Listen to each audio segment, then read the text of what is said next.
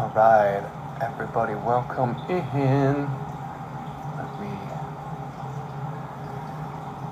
turn the mirroring off. Bam! Oh, no, we don't want none of that. Alright, here we go. Oops, people come in.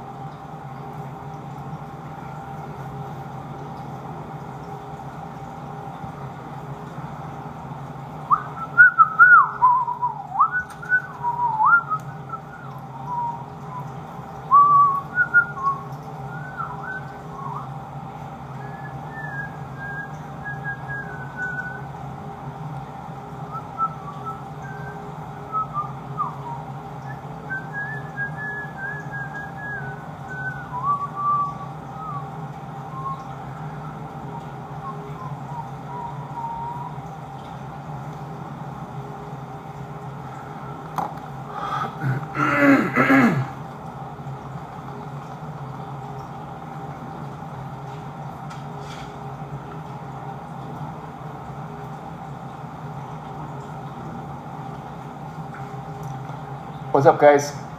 We're waiting for, we're going to start right here at noon. So come on in and everybody get settled, and we will start here in a few minutes, okay?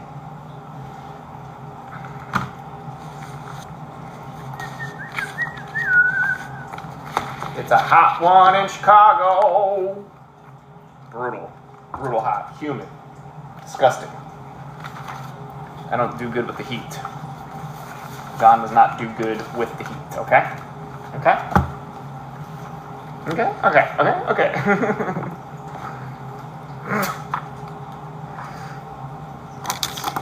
That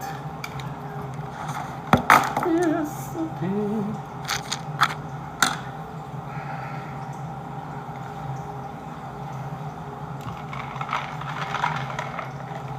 Water over here.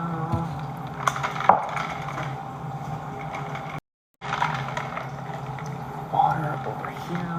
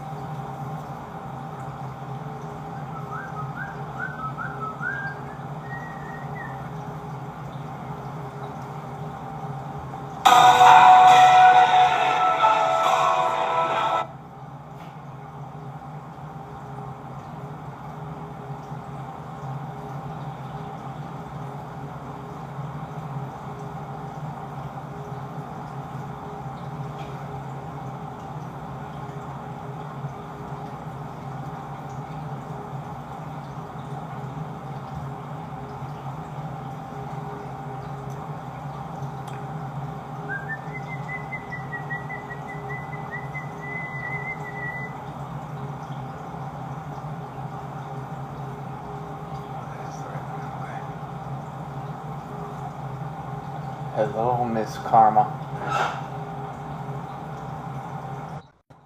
There she is. Greetings, how are we doing? Can you hear me? Yep, I can hear you fine. How are you? I put my ear things in. We're just gonna wait here a few minutes, Karma, for any other people to come in here that just a few minutes. We'll jump right into your individual runic code. Okay. I know you can hear me. May I hear you? Let's see. There's a loud music playing in the background. Yeah, I'm about to turn it off. That's my meditative stuff. There we go. Hey, Renee. Come on in, Greetings, everybody. Miss. Waiting a few more minutes here. We'll get started here a couple minutes after noon.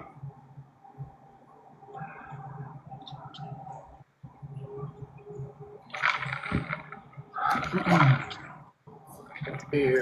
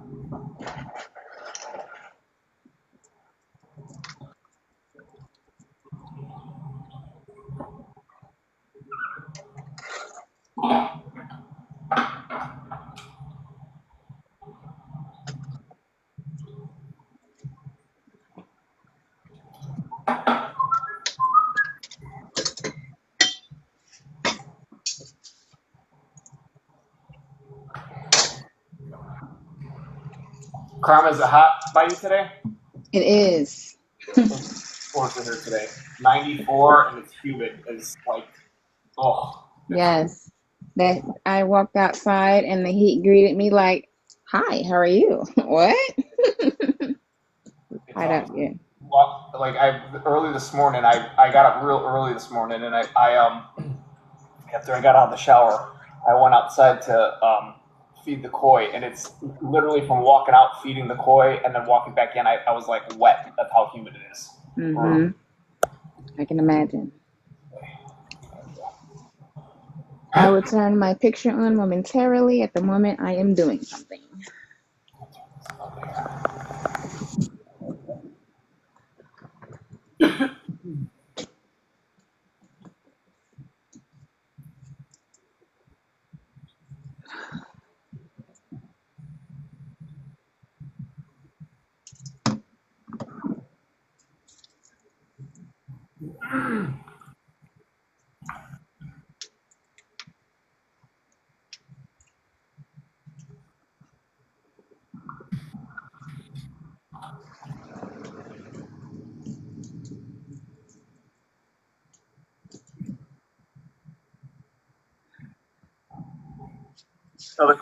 We'll get started right at 12:05.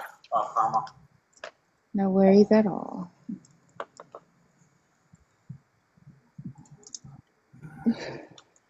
Oops, let me put my.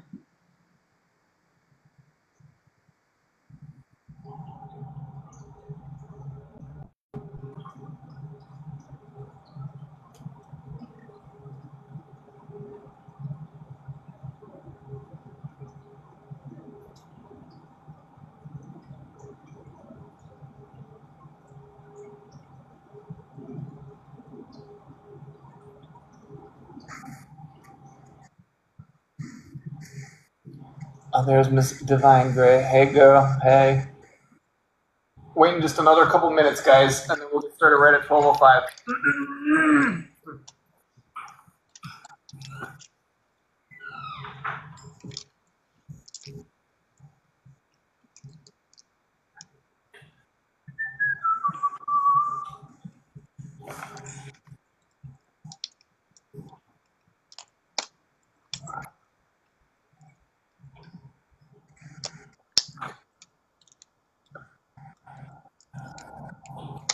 Gosh darn it.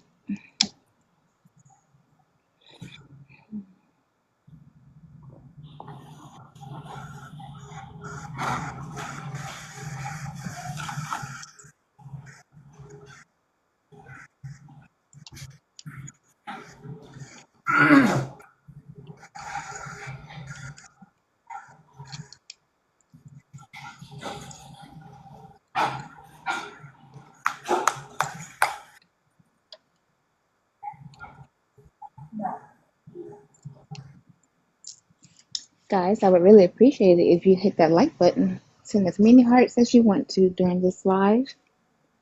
Subscribe if you haven't already. Like and share. Thank you, Karma. Okay.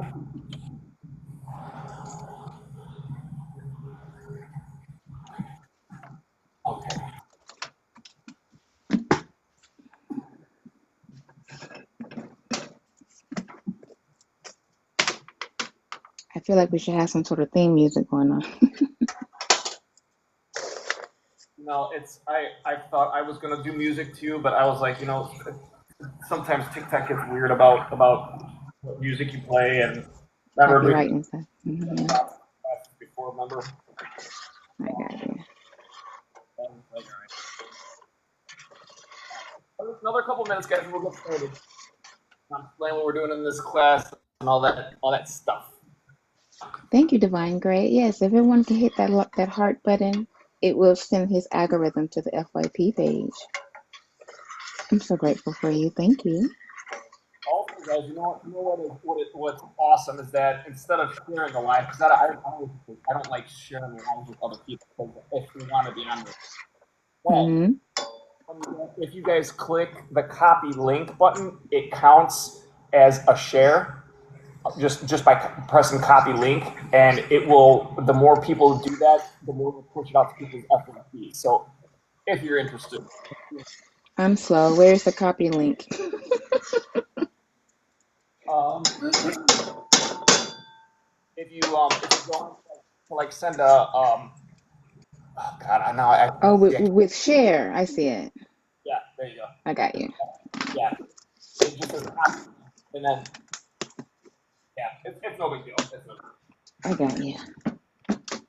I'm very intelligent on most avenues. This is not one of them. deal.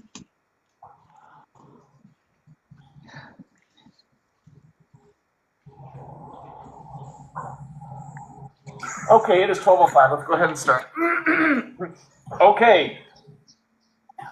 This class was I literally put this up last minute, guys. I wasn't planning on doing a class today. Then I got a bunch of connections kind of all came together last night when I was reading a couple of books, and so what this class is all about is that I've posted a few different services that I'm offering now with runes, and it's more about how runes work in our consciousness and kind of how magic works related to our consciousness. When I use the word consciousness, talked about this a little bit last week. Um, when I use the word consciousness, that word is interchangeable with your own personal reality and also interchangeable with the idea of your auric field. Okay, so when I'm talking about consciousness, it's the reflection that is from our soul, which is at the bottom of our feet, our souls. Mm-hmm.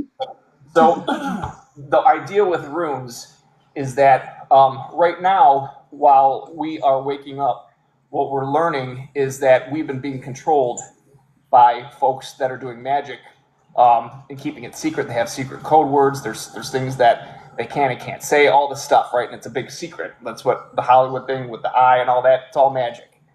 So the idea with runes and why runes are a little bit different is because the 24 runes of the Elder Futhark represent the 24 elemental forces of what is natural Christ consciousness, not inverted Christ consciousness, which is what all these parasite, energy vampires use to be immortal by hurting us and stealing life force from us. This is natural. Okay, so the idea here is that what I offer is the ability to be able to find out what your own individual runic code is.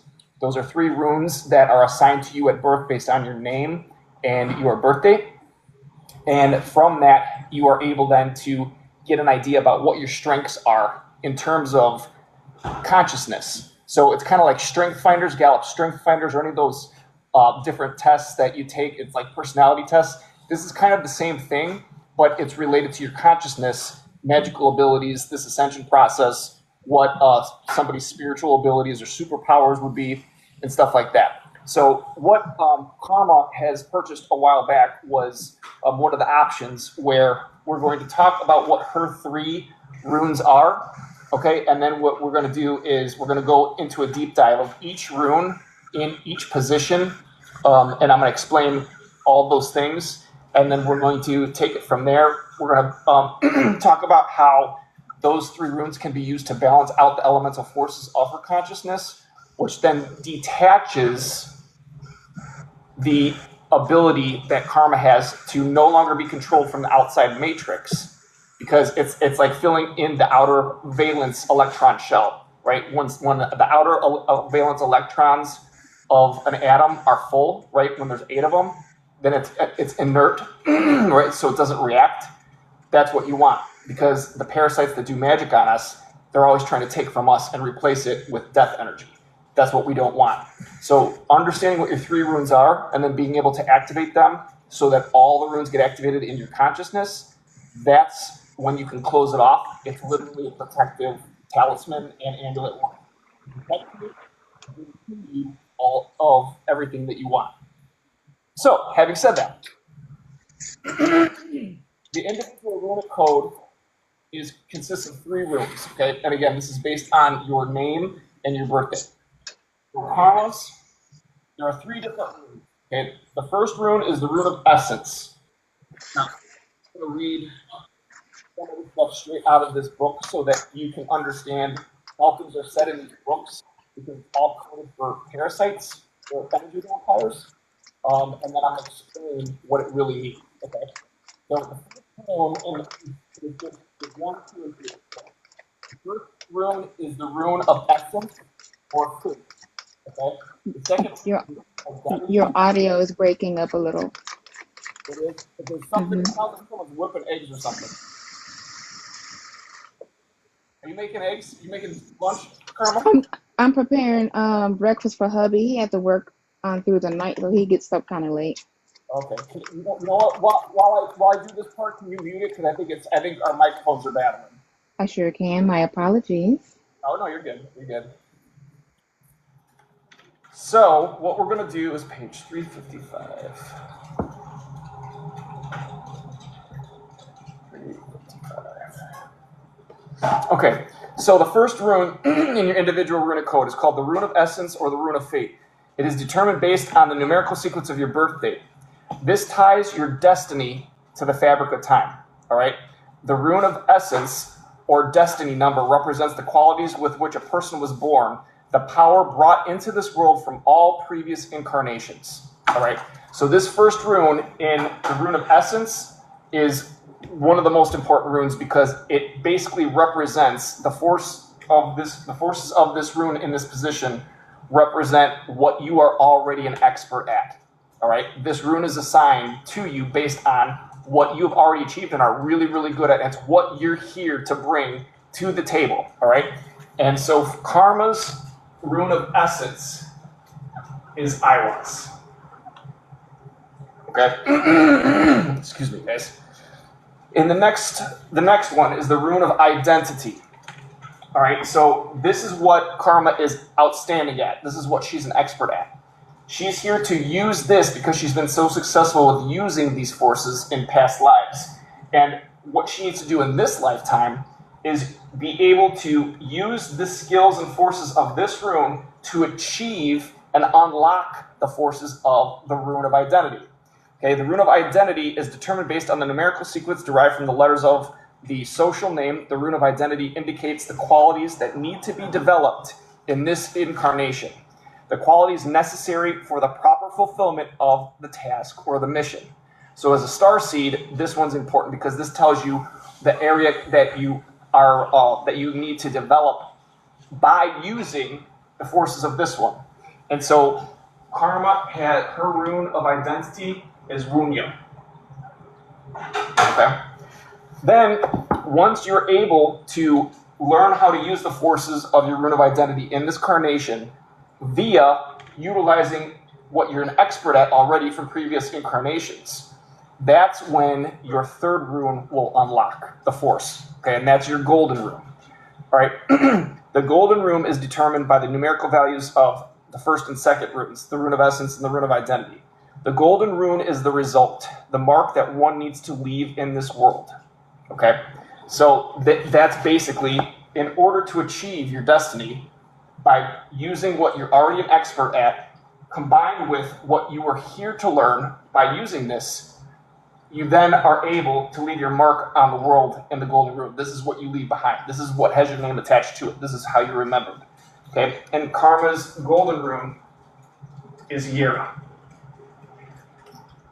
Okay, so now having said that, what we're going to do is the reason the rune of essence, the rune of identity, and the the golden rune is important is because an Aiwass placed in as the rune of identity is going to have different qualities to its force. Okay, same thing with if I put Yira up here. So when you get your individual runic code calculated, it's important to remember what order it's in, because the function of the force does change, and it can change pretty significantly. So if anybody ever gets this done, make sure you remember which one's which, because it's important, because each one builds on the next one and unlocks it, okay? What I want to do now is, excuse me, I'm going to read out of the book what it says about Aiwass for the rune of essence. Okay, and that's on page 370. And then we're going to talk about what it means. Okay, Aiwass. The rune of fear, death, and something very profound that typically does not manifest in ordinary life. As the key to the world of Svartalfheimer, which is equivalent to your sacral chakra, a world associated with the proto-foundation of evil, okay, that we'll talk about proto-foundations. All that those are code words for elemental forces. Okay, we'll go through that. Aiwass, as the rune of fate, indicates its source of origin. As terrifying as this sounds in a Christian worldview, in paganism it is different. In Svartalfheimer, your sacral chakra, unique programs are born. Programs that the human world lack for completeness, for wholeness. Wholeness is the code word for Wunyo, and that's her next rune, so that's really interesting. Knowledge of phenomena of the past, rejected by the world, have not disappeared into the darkness entirely, but have been given a second chance. This is the reason for birth. You are the chance for the world to become more perfect, more complete. Those who bear Aiwass in the runic code can become an adornment to the world or the destroyer of what should not exist in the manifested world. In other words, she's an alchemist. Okay, she's an alchemist literally in both the energetic sense and the physical sense. For those with a mundane or religiously primitive mindset, such a person is a thorn in their side, an embodiment of evil, an injection into their sweet and deceitful reality, a direct mirror for those accustomed to looking into a distorted one. However, for those who developed this world, the sacral chakra, someone born under the aegis of the rune Aiwass is a source of inspiration. The Brigidsmen necklace, that's Freya's necklace, Thor's hammer, or Odin's spear, Gungnir, all combined. It is crucial for such an individual to quickly realize their uniqueness and start applying it correctly without betraying the gifts of ancient forces of the rejected world. This rune, in the first position of the runic code, is characteristic of natural tricksters. So, karma.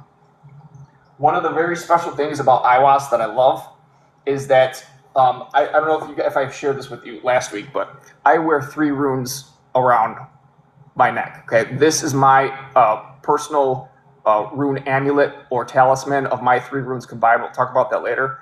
And then I have a blank rune, which is my rune of identity. And then I have this one. This is what I call my X seed. Okay? What this is equivalent to, if you've ever seen the Neverending Story at the end, where Bastion holds the 1 grain of sand in his hand, and he says, and they tell him the more wishes that he makes, the more awesome his world will become, and then he's flying on Falkor. This is the same kind of function. All right? The way that I made this is with the rune Aiwass. All right? What Aiwass does is it allows somebody like Karma to identify in herself or others vulnerabilities, okay? In other words, things that are not strengths that are outstanding. That's it. They call it weaknesses in this. I don't even like that word because it's so conditional. But you could take a vulnerability with Aiwass, and then you can take it and reconfigure it, break it down into its parts, and build it back up into a strength. And that strength, in terms of magic, is what they refer to as a magical weapon. That's what Thor's hammer they were talking about, Freya's necklace, Thor's spear that never misses. It's the same thing. So what I was able to do with my fear, with my vulnerabilities, is take it and then turn it back up, and what I created was the X seed. So, and it makes all kinds of sense because fear is your sacral chakra. We all know that that's the lowest vibration that there is. So that's a significant rune to be an expert at. Miss Lady, do you have any questions about your rune of essence? Nope, not at the moment. You have explained it down to a T. I'm over here looking stunned. Okay. All right, next we have your rune of identity, which is Wunyo. That's on page 382. All right. Wunyo, in its simplest sense, is the rune of joy, and in the occult sense, the rune of wholeness. Okay, there's something specific, very special about this rune, guys, because there are certain runes that the parasites that use this kind of magic to do this to us, they use as checkpoints. And Wunyo is the rune that is used to bind their information, their magic, to us and keep it there. All right. What it looks like for them It's literally like a magic mirror. They look into their magic mirror and they can see what they need. They see what energy they need, who they need it from, how much, all of it. Okay, that's what Wunyo represents as a magic mirror. They call it wholeness and they call it joy. Okay, they want to look in the magic mirror and see the fairest one of them all. So, having said that, the karmic task of the Wunyo rune in this position is to develop your consciousness to a level where there is no need to supplement yourself to become whole by accumulating unnecessary connections and things. The magical essence of the Wunyo rune is self-sufficiency. In ordinary human terms, it is the rune of bright joy and a state of non-action. However, in magic, it is the rune of readiness for work, where all the natural forces of the first Et runes unite in Wunyo, forming a complete whole. This state of consciousness is called emptiness, and it is the starting position for any magical work. So what that means, guys, is that the first Et, right, the first 8 runes, there's 3 sets of 8s. The word Et, A-E-T-T, means family. So the first Et are the primordial forces. That's what everybody has no matter what. The second Et, what that does is it allows parasites to go inside of them, and us to go inside of yourself to see what's what, where's what, which is what the tree is, and which we're going to do that. And then the third Et is what they use as their weapons to take from somebody like us through their first Et and then put it in themselves with the second Et. Okay? So what Wunyo is the magic mirror. Okay? The magic mirror that is their wholeness. Wunyo is the last rune of the first Et. They look inside of themselves. Soilo is the last rune of the second Et. That's their victory algorithm outside of themselves. They look inside of themselves at the mirror. They like it pretty. Then they make it pretty on the outside. Soilo is the goal. And then the third Et is Dagas, transformation of the inner to the outer. Okay? That's kind of how it goes. So having Wunyo as a rune right here is karma. So the message is basically, you don't need anybody or anything at all. That's what your what the rune of individuality, or what you're working on in this incarnation by using what you're an expert at, which is Aiwass. Any questions? When you suggest the mirror, would one be able to do mirror work? Is that what that's incorporating or not? You tell me. What I thought was interesting is that mirrors were mentioned in both your first and your second rune. Okay, so if your second rune is the magic mirror that you look into for joy, right? Wunyo is the joy you feel when you look into the mirror and you see exactly who you want to see. Now, happiness. It means ultimate happiness. How do you be happy on the inside without anyone else, right?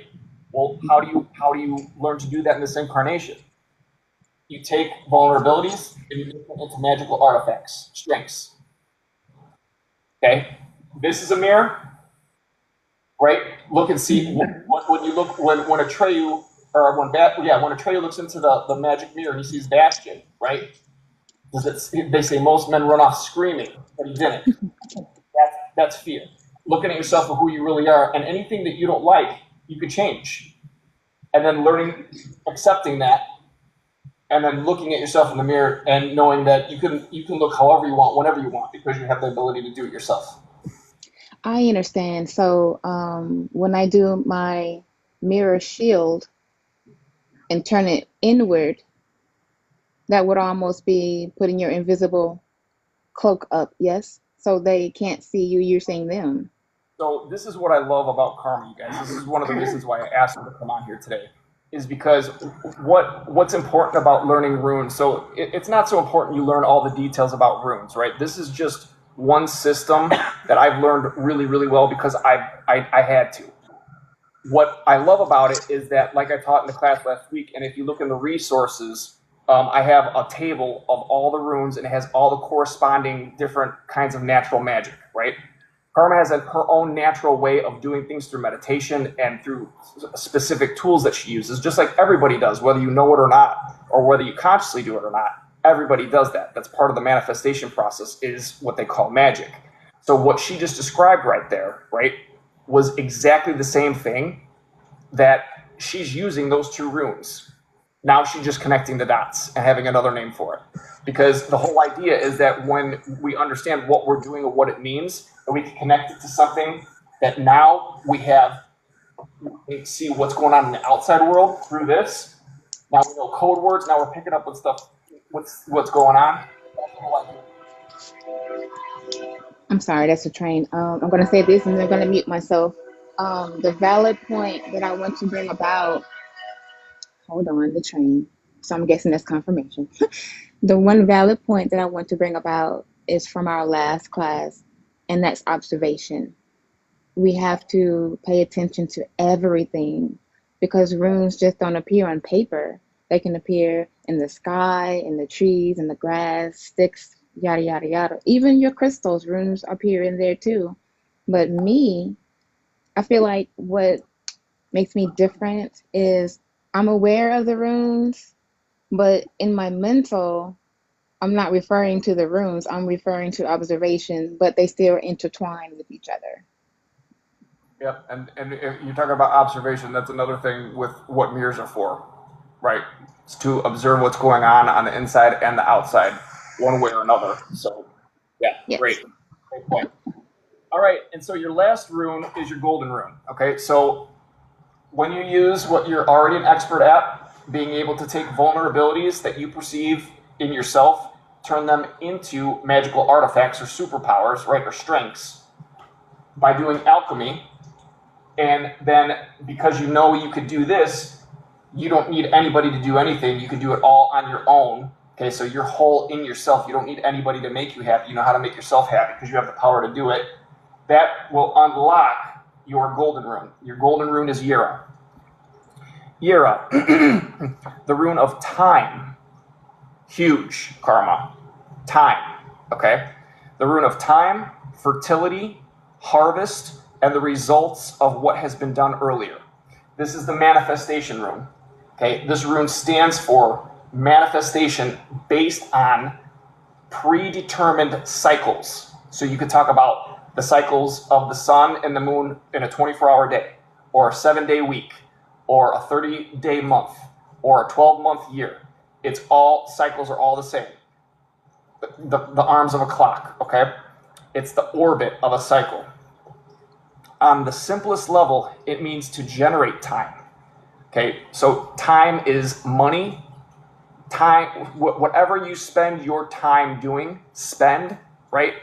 Spend is a connection to money, right? You pay attention. That's Feiyu. So when you are spending time doing something, your attention is locked in with whatever magic is in that spot.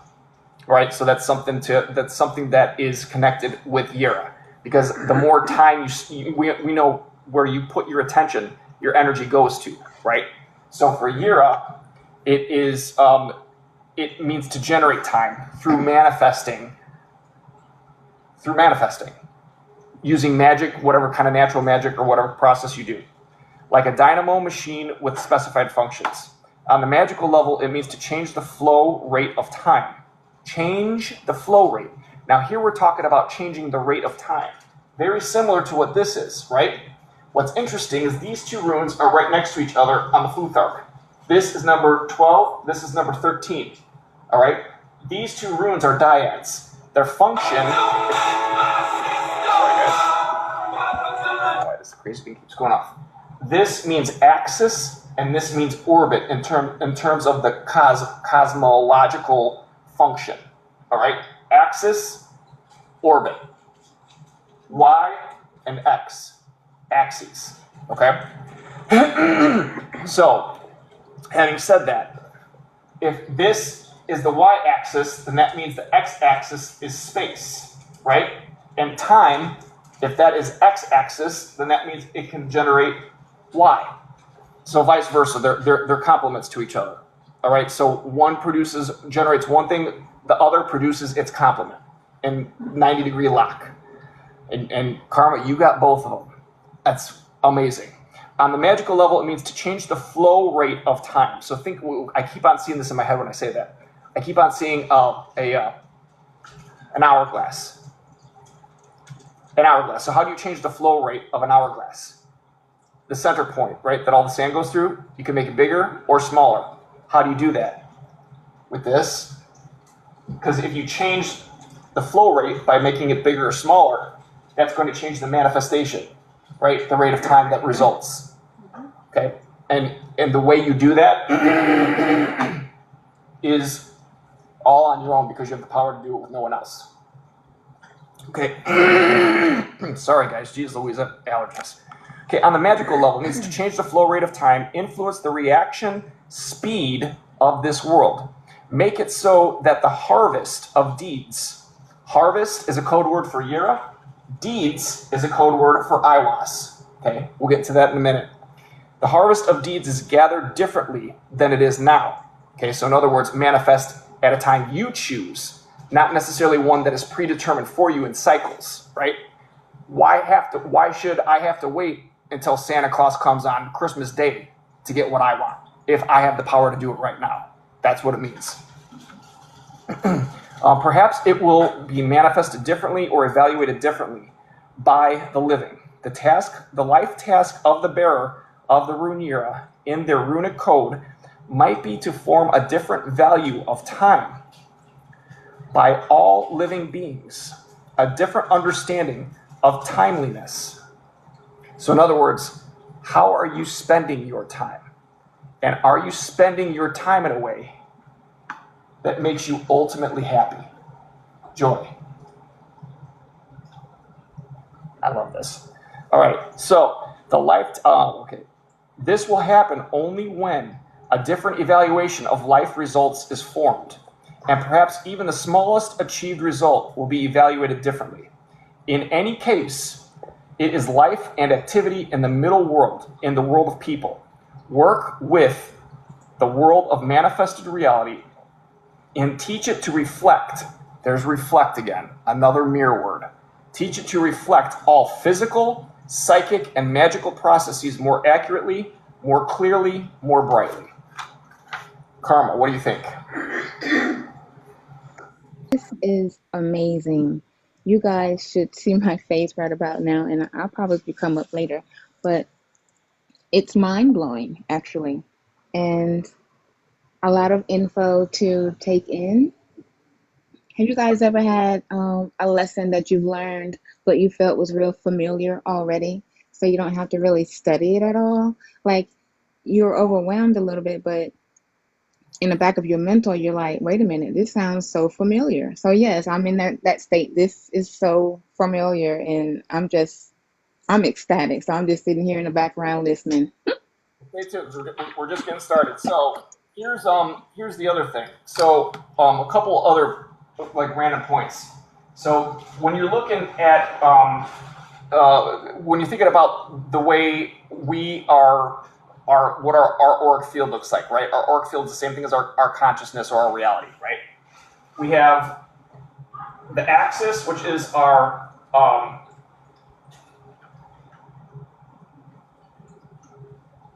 backbone, right? Our vertebra. So that's the same as Aiwass, right? Aiwass is also the U tree or the tree of life. It's the center line, our backbone, all right, that all our chakras run up and down. And then the orbit around it is Yira. See how that works? It's going around and around and around and around and around. So it mirrors exactly, but it also mirrors if this center part right here is the middle part of our body, the solar plexus, right? This is the upper chakras, these are the lower chakras. Then what that is the equivalent to is that the solar plexus, the middle of our body, is the same thing as the earth plane. So this could be the earth plane, this would be the top of the globe, this would be the bottom of the globe. Or if you're a flat earther, this could be above ground, this could be the underworld. Okay? The world of evil, which is Svartalfheim, which is the same thing as your sacral chakra, is the same idea as the underworld. All right? And because that's where they take the life force of our sacral water and invert water into fire. We'll get into that too. But I just wanted to share that with you guys real quick. I'm going to now give you Karma, I'm going to read a couple more notes on each of your runes from a book. So guys, there was a book that I just finished. I'm going to show you guys this book. This isn't a book that you should get if you've never read any books on runes. But the reason why this one was different and why I liked it so much is because it directly related every rune to an elemental force or forces, and it connected each rune with the structure, the actual crystalline structure of your consciousness, which we're going to get into. That gets into the Yggdrasil tree. Okay, so we'll talk about it. But I want to read a few of the notes for Karma's runes to give her a better idea of what inherent strengths and what she's already an expert at. And because these are the things that we have encoded in our DNA, and things that we're encoded in our DNA are equivalent to our desires. It's what's going to make us happy. We just have to get through all of the stuff to be able to use it for ourselves first and then for others. So, Aiwass. Okay, so it is connected with, you know what, Karma, I have so many notes on these that I'm gonna just make copies and send it to you so that you can read it. There's a lot of different things with Aiwass. What I would like to work with you on later, if you're interested, is showing you how I used Aiwass to identify my vulnerabilities that were not allowing me to move from my rune of essence to unlocking my rune of individuality. Okay, these are the runes that you guys. It's so cool. Your spirit team worked with you, and the cool thing about runes is that the natural forces of runes, they will choose who they want to work with, and what happens is if somebody abuses the runic force or the channel of power that they're on, they close it off. So it's a win-win no matter what. If for those of you that feel comfortable. So I'm going to send you those notes, Karma, on your 3 runes, because there's a lot more information on all 3 of them. This especially Wunyo, that's what I want to do next. So runes have triadic names. Okay, Aiwass is spelled E-I-W.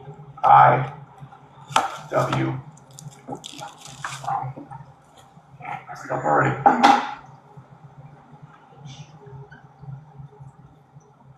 Aiwass. Okay. The reason the spelling and the pronunciation is important. The pronunciation is important because the vibration is what manifests it into your consciousness or your own personal reality or your auric field, and the sounds matter. Okay. If runes get into the whole, there's the way your tongue lays, your vocal cords, it gets wild. But the reason it matters is because each one of the letters in the names of the runes are an actual runic code. So E would be the same as Aiwass, I would be the same as Isa, H would be the same as Hagawass, W would be the same as Wunyo, A would be the same as Ansus, and Z would be the same as Algis. So by just writing the rune Aiwass and saying the name, vibrating it with your voice, you actually send a runic code that builds onto each other. So that's why the names are important. Okay. So Karma, I'm going to go through the 3 triadic names of each one of your runes, and we're going to talk about why because there's different meanings to each name. Okay, and this is where it gets really interesting with code words. So your first rune of essence is Aiwass, which means yew, Y-E-W. The yew tree is a tree that can die and come back to life at any time. They usually grow in graveyards, but they're also poisonous. If you sit underneath them at certain times of the day or certain times of the year, they can produce a toxic gas. They can make you hallucinate. There's all kinds of really interesting trees. But what this represents is you, Y-O-U, because it's your tree of life, your auric field, your consciousness. And that's how the parasites feed on us. Okay? The second pronunciation is Aiwass. Now, it's not totally sexy, but this word means a yew bow. Okay? Y-E-W-B-O-W. Bow and arrows. Okay? poisonous bow and arrows, poisonous darts, magical poisonous darts. A dart that you could send into something. Did you guys ever see the first X-Men movie where if they're going after all the mutants and they come up with a gun that has it's like a needle, and when the needle hits them, they go from a mutant and they lose all their superpowers into a regular person? Like that. Okay? Alchemy. But for the greatest good. Okay? And then the third name for Aiwass is Ethes. That is spelled I. This is a special letter. Okay? It looks like a D, but it's the same thing as a TH. I, that letter, I'm not sure what it is. Forgive my ignorance. I-Z, Ethes. And that means deed. Okay? D-E-E-D. As in a deed of land. As in a deed like you own this. Okay?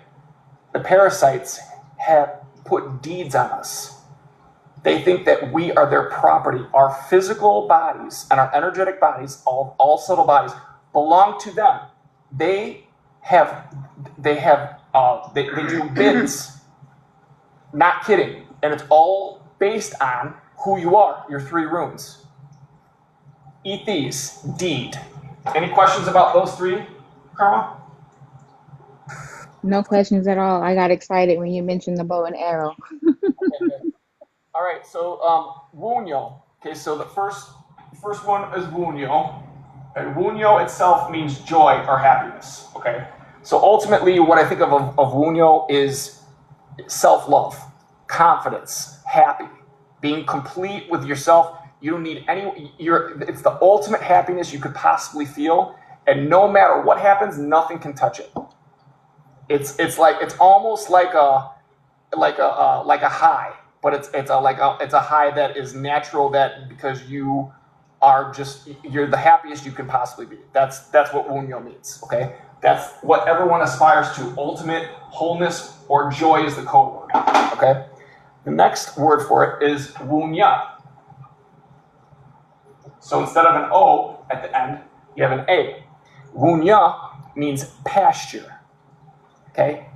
What happens in a pasture? Well, it's a good place to grow crops, right?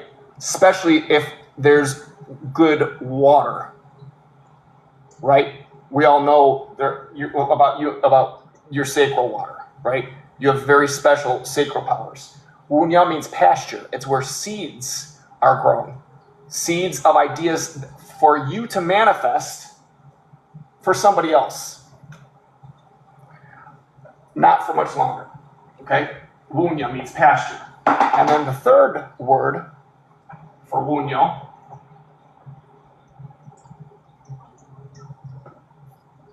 is Wulwaz. Wulwaz means wolf. There is nothing wrong with being a wolf in sheep's clothing, especially when they don't see you coming and someone wronged you, and you need to give them a little bit of alchemy. Okay? There's nothing against any kind of universal laws of any kind where you can't protect yourself by doing energetic consciousness activities and tools. That if someone comes at you and they weren't invited, whether they did it deceptively, consciously, unconsciously, whatever, give them some of that wolf. Okay? And sometimes all that means is taking your magic mirror of Wunyo and turning it around and showing them what they really look like to you. In your own way. Okay? Wulwaz, wolf. Any questions? No questions thus far. I am just, All right, I'm over here talking about, yes, he's on point. All right, we're going to keep going. So, next we have Yira. Yira means harvest, okay? Harvest literally means, so what does harvest mean, right? Harvest, what I think of is a scythe, right? That when they're cutting down wheat or stuff, right? What Yira actually is a seed, which is also the rune Ingwaz, that can be drawn like this, right? That gets broken open so that you can enjoy what's inside of the seed, the fruit, right? So you break it open. That's another way to draw Yira. Okay? It splits into this side and this side. So harvest means to manifest what you've been planting in your pasture. Okay? Next up for Yira. Oh, Yira also means year. So it has a direct correlation with cycles of time. Okay? Then we have Yestus. Now this one is interesting because what does this word look like to you? J-E-S-T-U-Z. To me, it looks like gesture, but I could be wrong. Looks like a gesture. It looks like Jesus too. Yeah. Ish, right? Kinda. This Gestus means yeast. And isn't that interesting that when you talk about Jesus, it's giving us our daily bread. Bread that rises with yeast. Okay? What's interesting too is that yeast is one of the false alchemical ingredients that replace the natural elemental forces. Okay? And that is the water abyss, and the symbol for that yeast is Yira. Okay, but it's not Yira, it's Yestus. It's what they take from you by cracking you open, let you bleed out, taking the blood for themselves. That's what Yestus means. Okay? And then we have my favorite one.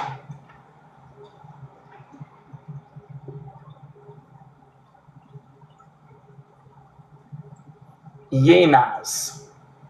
J-E-N-A-Z. That means the stroke of a scythe. Is that how you pronounce it? Scythe? Those like a sickle. Okay? Now what's interesting is a sickle is a curved blade, right? We talked earlier about Yira being an orbit, circular, right? So time also, circles have a direct connection to your right brain, where straight lines have a direction to your left brain.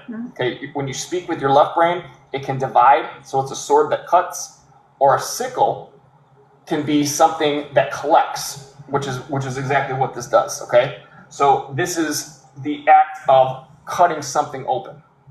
Okay, so those are the triadic names of your 3 runes, and the reason those are important is because those names and the code words, and when you start to read when you read the notes that I send you for each of those 3 runes, you'll understand much more clearly how your runes work, how your runic forces are able to take the elemental forces and combine them in a very specific way that directly reflects what you're an expert in, what you've learned in this lifetime, and you use all of that in order to leave your mark on the world. And your mark on the world, your golden rune, is how do people spend their time in order to achieve happiness? Well, you're going to teach them through alchemy. What do you think? You already know my expression. You already see what I'm doing over here. So, But I just 1247. really, I'm sorry. huh? I want to keep going because I don't want to. I want to get to a couple points because we're going to bring Pam up here at 1:30. It always takes longer than we thought. No So worries. here's what's important about the 3 runes, guys. When you start looking at where these 3 runes are in your actual crystalline structure of your consciousness, right? That is what we have as the Yggdrasil tree. If you look in the resources on page 8 and page 7, okay, page 7 and 8 of the resources for this class, I made a TikTok if you can look at it later. It shows you the structure of the Yggdrasil tree, or what your consciousness looks like prior to changing it from the Yggdrasil tree or the tree of life back into the Cathara grid. We talked last week about the runes. Actually, when you connect them together, they make the Cathara grid. Angles and everything. It's amazing. We're going to do that in the class. I'm going to show everybody how to do it. It's stellar. Okay, so, but what you need to know is that there are 9 worlds in the Yggdrasil tree, all right? We only have 7 because most of them aren't activated. Instead of having these things, the pathways to each world, right? Each world being access to an elemental force, or the central ones are your chakras, okay? Your chakras are each a world. There's different ways of talking about it, but that's what it means. Each world, each of the 9 worlds is represented by a rune that is a key that unlocks the world. And then every single world, as you can see on page 7 and 8, is connected to all of the elemental forces, okay? Fire, water, air, and earth. And those connections are pathways that are also represented by a rune, okay? The pathways are reversible. The keys to the world are irreversible. So what's interesting about this is that, Karma, you have runes. You have a rune that is right here. Aiwaz is the key to your sacral world, okay? That unlocks your sacral world. Also, the place where it unlocks a pathway is from Muspelheim to Midgard, okay? Muspelheim is the world of fire, and this is your center. This is always the present moment, the here and now, okay? So you unlock the world of Svartalfheimer, okay, being able to turn vulnerabilities into strengths, and then connecting fire to the present moment, okay? Now, your next rune is Wunyo. And then the runes here, this is Dagas is fire. We're going to wait on that one because that's one of the runes. This is Jotunheim. All right, and this up here is Alfheim. This is your third eye throat. This is air / earth. Changes on day and night, flips around. I'll show you guys. Your next rune connects the air quality to your third eye throat, okay? This is where all your voice comes in, Karma. So that is Wunyo, okay? Wunyo is a reversible rune. It doesn't have a spot on any of the worlds. It's not an irreversible one. It's not a key. It's just a pathway, all right? And then your third rune, Yira, guess what? Yira is the key to the present moment. Mm-hmm. Every present moment, you're manifesting whatever you've spent your time doing. Did you spend your time changing yourself in order to be happy so that you manifest what's going to bring you wholeness? Or were you allowing someone else to do it for you? Okay? So you unlock the here and now that directly relates to time, which is what we talked about with Yira. And then it is also a connection to Jotunheim. Okay? So the air element to the present moment, which is your voice. Okay? What's interesting about, as you guys can see, is the elemental forces. There are 2 pathways to each of the 4 elemental stargates, is what I call them. Okay? So Karma, that's what yours looks like. Having said that, as you can see on page 7 and 8, right? Asgard connects to all 4 of these. Alfheimer connects to all 4 of these. Yera connects to all 4 of these. Svartalfheim connects to all 4 of these. And Hell connects to all 4 of these. And each one of the connections is a pathway, right? Each one of the worlds has a specific rune that unlocks it.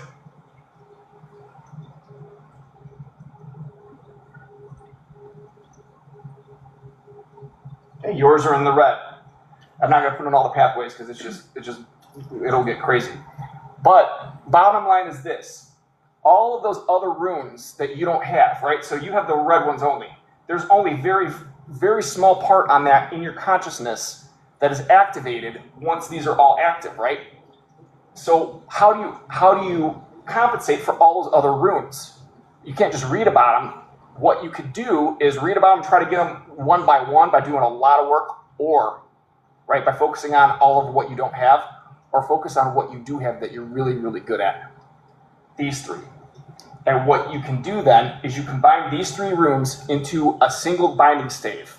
You make a runic amulet. Amulets protect you, and at the same time, this runic binding stave serves as a talisman. It will simultaneously protect you from outside forces by making you whole, and it will also attract what you desire so that you can manifest it. Along the way, you can change what you want. Okay? So bottom line is that instead of focusing on all the other runes, okay, you have 3, right? Then that means there's 21 more that you don't have. Instead of focusing on what you don't have, focus on what you're really, really good at. By combining these 3 into one binding stave, it activates the whole thing, gives you access to all the pathways and all the worlds. So that's what we do. Now with Karma, we already did this earlier this week. When I do this service, guys, with creating your binding stave amulet, right? What this does, so again, this is what this is. By carving this into a piece of wood as a rune, based on how this all works, right? And I do it with you. It could take some time. What I do is I will start combining these in all different kinds of formations. Yira, for example, can look like this, can look like this, can look like this, can look like this, can look like. There's a million ways that you can make it look according to the rules and how the runes work, okay? This can look like this. Okay, this can look like this. So, after I provide all different combinations of those 3 runes, the idea is you pick the one that resonates with you. It's the same thing with like, why do you pick out which crystal you like? Use your intuition and be like, ooh, that one. Don't think about it. That's the one I want. Because by combining it the way that you want to, even if I make it, the one you're like, ooh, that's it.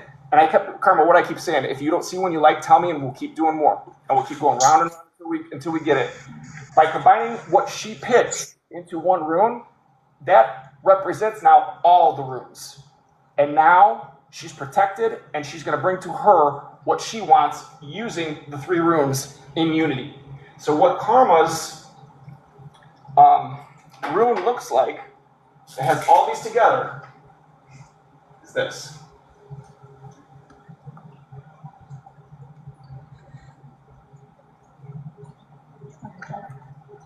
Okay, here is the actual, I don't know what I do with it. There it is. So the actual stave that I'm sending her, that I'm mailing to her, okay, that's the one she picked. That represents Iwaz as the rune of essence, Wunyo as the rune of individuality, and Yira as the golden rune. Okay? When she wears that around her neck, and that will automatically work with her consciousness when she puts her intent and uses her voice to activate it. Having said that, we still have, okay, good. So now what we're going to do, Karma, is the beautiful part of this, okay, is that once you have this bad boy, this whole thing kind of works on its own. You don't have to worry anymore about what's going on in your sacral chakra. Why do I feel this in my chest? Why does this blow up? Hang on, I got to do this crazy thing.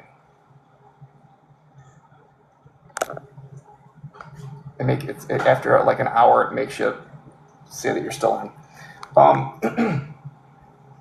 What was I saying? Oh God. Oh my goodness, today. About the rune stave and how it has all the info. You don't have to worry about what's going on with your sacral.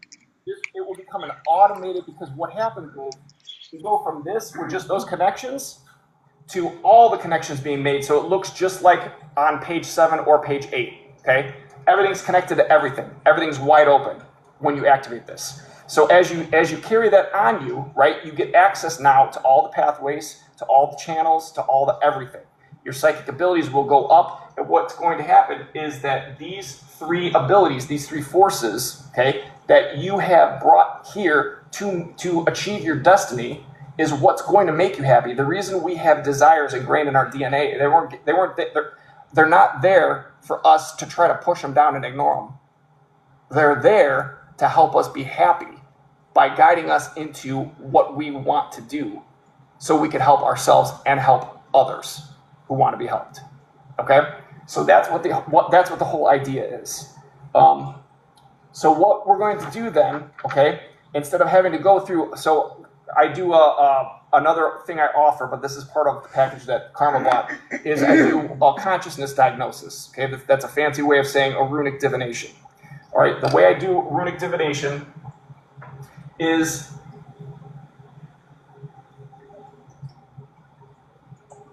here, 1 second here, guys.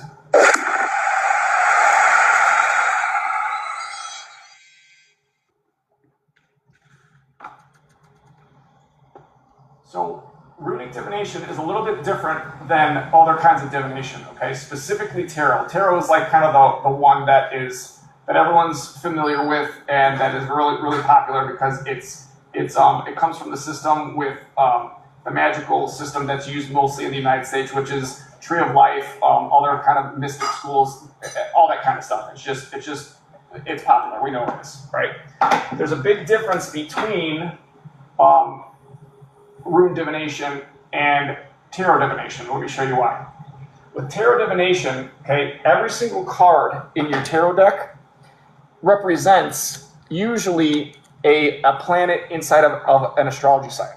So like, for example, here we have the Knight of Pentacles, okay? This one is, let's see if that's a Virgo. Okay, this one is the Sun in Virgo, okay? Wunyo is the same as the Sun, all right? And Berkano is the same as Virgo, the energies. So this is fixed. You're getting a Wunyo or a Wunya or a Wulwaz that is fixed to Berkano or Brugyo, or the third word I can't think off the top of my head. And that gives you the function and energy of the card. All right, so they're all fixed. On these cards, I have all the runes, because I have it memorized on what's what. The major arcana is usually just one rune. But like this one, the Three of Pentacles, you see a Thurisaz and a Naudis. Thurisaz is Mars, and Naudis is Capricorn. Mars and Capricorn. But it's fixed, right? And so then you have to pick, but those two are automatically locked together to give the meaning of what the Three of Pentacles is. All right? This is why when you start following someone who does tarot, you get a bunch of copycats that immediately start following you. This is why. This is how they do magic through social media. Totally not kidding. It's crazy. So having said that, one of the things I wanted to read to you guys is that I always like to step outside of rune experts to see what it's like from another perspective, okay? So I got this random book for Christmas a few years ago. It's called Old Stars, New Light. All right, and specifically what this was there was some occult guy named Elias something or other, and they were talking to him about what the runes mean. And he had very different code words for each rune. We'll get into this on a whole nother class because we'll really talk about the secret meaning and functions of the runes, the way the parasites use them versus how we're going to use them, okay? Because it's all about intention, literally. And we're not going to be on the same channel as that. But this is on a page 461. I got what this page is on. So they got to the rune Awaz, okay, which is the 19th rune, and the channeler said it sounds like it would be interesting to not just pull runes blindly one by one, but specifically cast them from some kind of container. Is that so? And then Elias, this is the entity that he had passed away, this occult master. Elias says, yes, this is different than pulling cards in tarot. This is actually a different action that has been established and incorporated through the ages, so to speak, in which runes are actually cast. They are actually thrown, and in the position of the sorcerer or the wizard that casts the stones or runes, or even the witch that casts the runes. And in that, what they are doing is they connect with the energy of a situation or a person, okay? And in that, as they connect with that individual or with that situation, what they are doing is they are using that energy. They are expressing that energy as the focal point, so to speak. And then they are casting the runes because they are using their energy, their ability, and they're, in a matter of speaking, propensity with magic to enhance the runes, whichever they may be.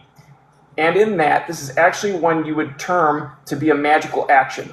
It is a magical practice because the one who casts the runes is the magic wielder. Not simply anybody would have or be able to allow to cast the runes.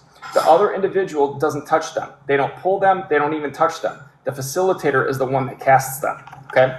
What that has to do with, guys, is destiny. Okay? Feu is the first rune, and it's the fire of your spirit, right? It's the impulse of your will. It's what makes you get up and do or say or be. how you are based on what your spirit is, right? And Feiyu has a direct correlation to what your destiny is, or the first rune. So in multiple books, it talks about how Feiyu allows somebody to, quote, read the runes aright. In other words, divination. So one of the things I learned about runes really quick is that somehow I just understood what they meant, and it would come to me intuitively, and downloads like not normal at all. And that's because my Feiyu is directly aligned with reading the runes. So it has to do with my first rune of essence, which is Tiwaz. Okay? So having said that, what I'm going to do is I'm going to pull runes for Karma, and we're going to be able to diagnose her so that she can use this when she gets it in the mail, okay, and get used to understanding what's different, how it feels, because she'll have all of these runic channels open in her now, and she'll have access to the elemental forces that she didn't have access to potentially before, on her own terms. All right, so the way I do this is, Perthro represents a bowl of water that is being spilled out, okay? It's when they steal your sacral water out of your lower back. Okay, Perthro is a rune that means lap box or a sack, okay? It's the same thing as the baggie or the sack that you keep your runes in to do divination, all right? There are certain tarot cards where you see the Hanged Man, it's a woman hanging down like a trapeze artist, and she's reaching down into the water, and there are runes swirling around in the water. The runes represent your magic abilities. The runes are located in your sacral water. So when I pull these out of here, it's the same idea as somebody reaching down into Karma's energetic sacral water and seeing which runic forces are active in all areas of her consciousness. Just the worlds, the 9 worlds, okay? Each world means something. There's an order, and I'm going to explain it all right now. So we're going to do a consciousness scan on her, and we're going to, and then we'll talk about it so that when she gets her runic amulet, she can use it and go to town. Karma, do you have any questions? No questions at the moment. I'm just listening, taking it all in. All right, cool. All right, here we go. So what I do, guys, is I have my own Yggdrasil kind of map, okay? And then I have my cheat sheet. This kind of is just like my notes on what every world does, the order you do it, what it all means, because all of these different connections that you see on page 7 and 8 shows how the runes interact and so on and so forth. So here we go, Karma. The first rune is going to be for Asgard, okay? And in Asgard, which is the present moment, you got Feiyu. Okay, so that's the present moment that's unfolding right now. Number 2 is Jotunheim. That is the past. That is the cause that led to the effect of right now. Okay, we got Quirth. So what Quirth is, okay, is when you take the rune. I'm going to erase her runes now.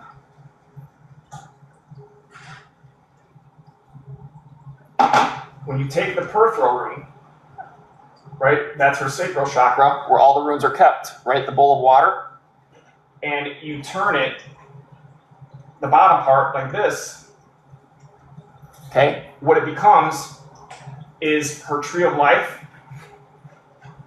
Aiwass, with fire, Akinaz, on the top, and Akinaz on the bottom. So in the past, they were lighting her sacral water on fire to make it steam so that they can take it, mold her sacral water into a mirror and use it for their own effects. Okay? Now the next rune, World 3, Vanaheim, that is the future. Okay? It is the effect of the cause, which is the present moment. All right? Feiyu also means money, success, luck, that kind of thing. All right? Vanaheim, you got Stan. Vanaheim is the world of water, all right? What's interesting about Stan is that if you take a Perthro and you make a mirror copy of it, right? And then you connect them and overlap them, you get Stan. So what is Stan? stands a block of ice. Light it on fire so it becomes mist. Then the mist condenses into hail, and they turn it into a block of ice, and they make her sacred water into their magic mirror. Okay?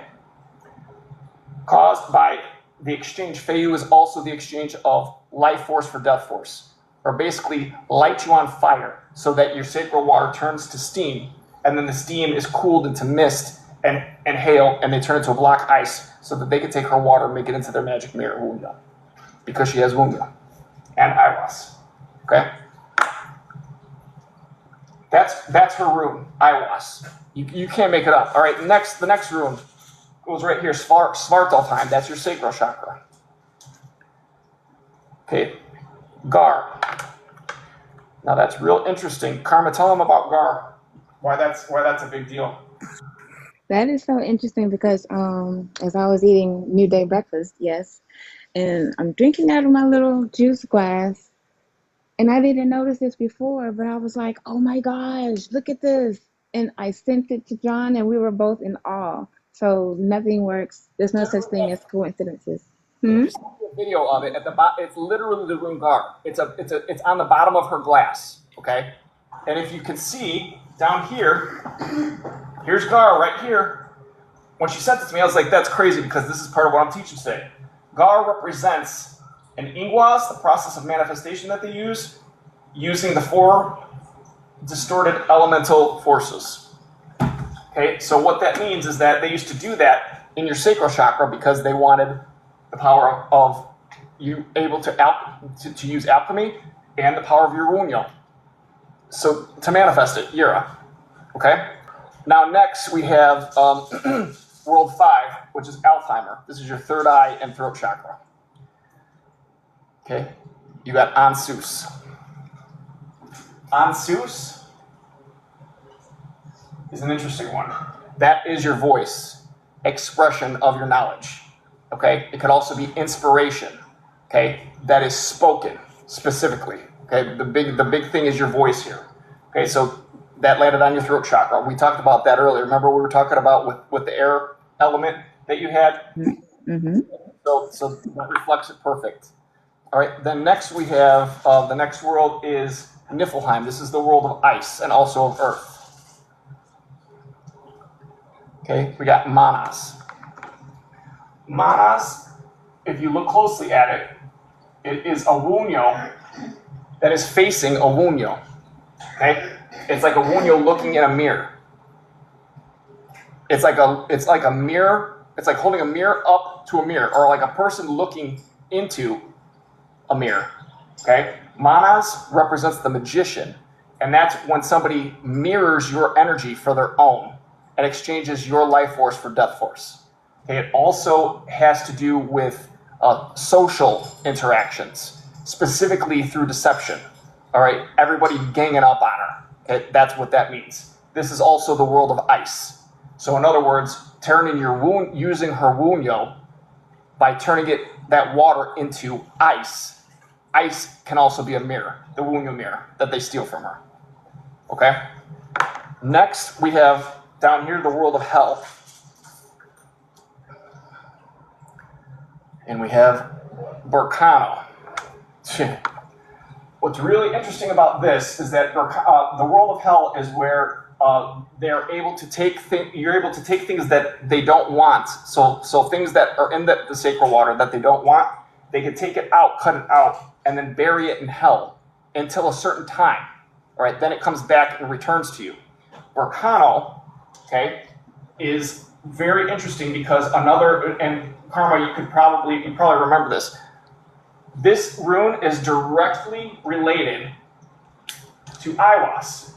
How could that be? This is birthing something new through artificial means. Okay, it means the birch tree. Birch trees they don't produce any fruit. They're barren. But the water inside of it is full of nutrients because it steals from other plants around it. Okay? What's interesting is if you take Burkana, here's the up and down, here's the other part. It makes the number 13, same as Aiwass. This is one form of life exchange for death force through fear. This is another version. This version comes with a pretty face, acting like your friend, and secretly deceiving you the whole time. They're both the same. They just have different masks. Okay? She has that in hell.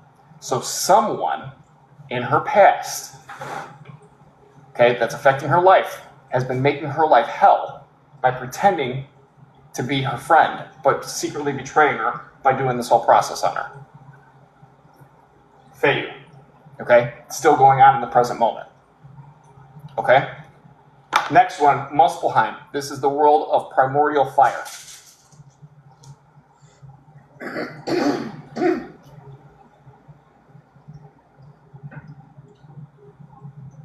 That's your sacral chakra, per throw.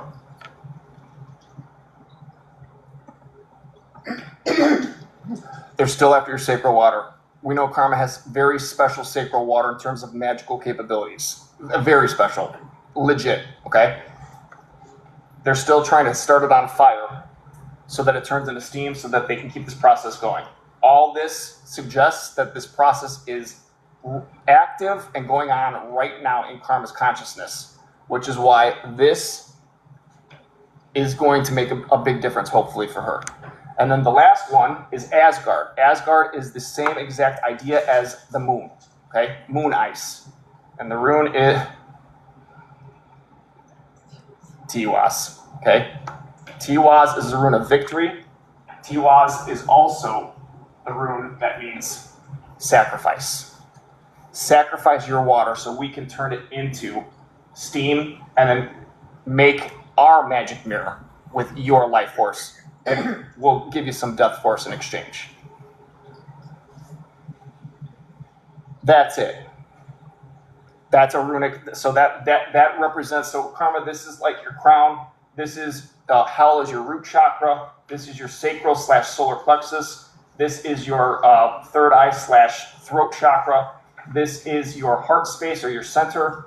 And then this is the water. This is ice or earth. This is air, and this is fire.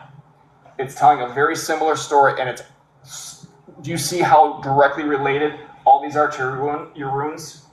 Tiwaz, if you turn this upside down, you get an Iwaz. If you make a copy of Ansus upside down this way, you get an Iwaz plus a Naudis, need fire. Upset her so that we can exchange her life force for death force. This is two of these together, which we already said is a Korth, the same thing as Iwaz. This is Iwaz. Feiyu is going on right now. This is Wunyo. This is Iwaz. This is access to her, where she has the most power, her sacral water. And then this is Berkana. This is also Iwaz. Do you see how the majority of the runes we just pulled for her consciousness in the present moment reflects her rune of essence? I see that. Isn't that wild? Yeah. So Karma, what we're gonna do is we're gonna hold off right there because coming up here in a couple minutes we're gonna bring Pam up. What I'm gonna do is I was going to get into what the I was going to get into all of the Yggdrasil tree, but I'm going to do a whole other class just on the Yggdrasil tree alone because today, as I was reading, taking some notes, I got download. Let me show you what a download looks for me now with runes, okay? You want to see absurd? You want to see not normal? Like John's bye-bye? Like John's bye-bye, okay? I was looking at this, which is the Proto Foundations, which is a direct correlation to the elements. This is the Gar manifestation process using Ingwaz. Then it turns into this. Then it turns into this. I basically figured out how they use the artificial elemental forces of yeast, venom, iron, and salt in order to invert the natural elements and use it against us. I'm going to walk you through step by step through the entire process in the next class.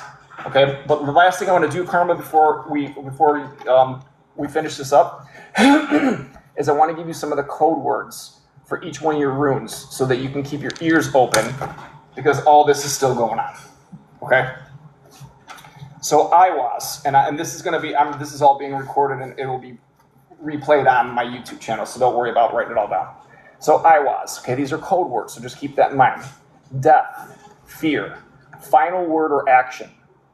Loki, the doors, the yew tree, deed, transformation of the mind, power of order through fear, provocation, information about errors, weaknesses, mechanisms of failure via actions, acceptance of all qualities, weaknesses turned into strengths, the crucible of self-acceptance, embrace desires to actions, banishing fear, and also sensible or reasonable.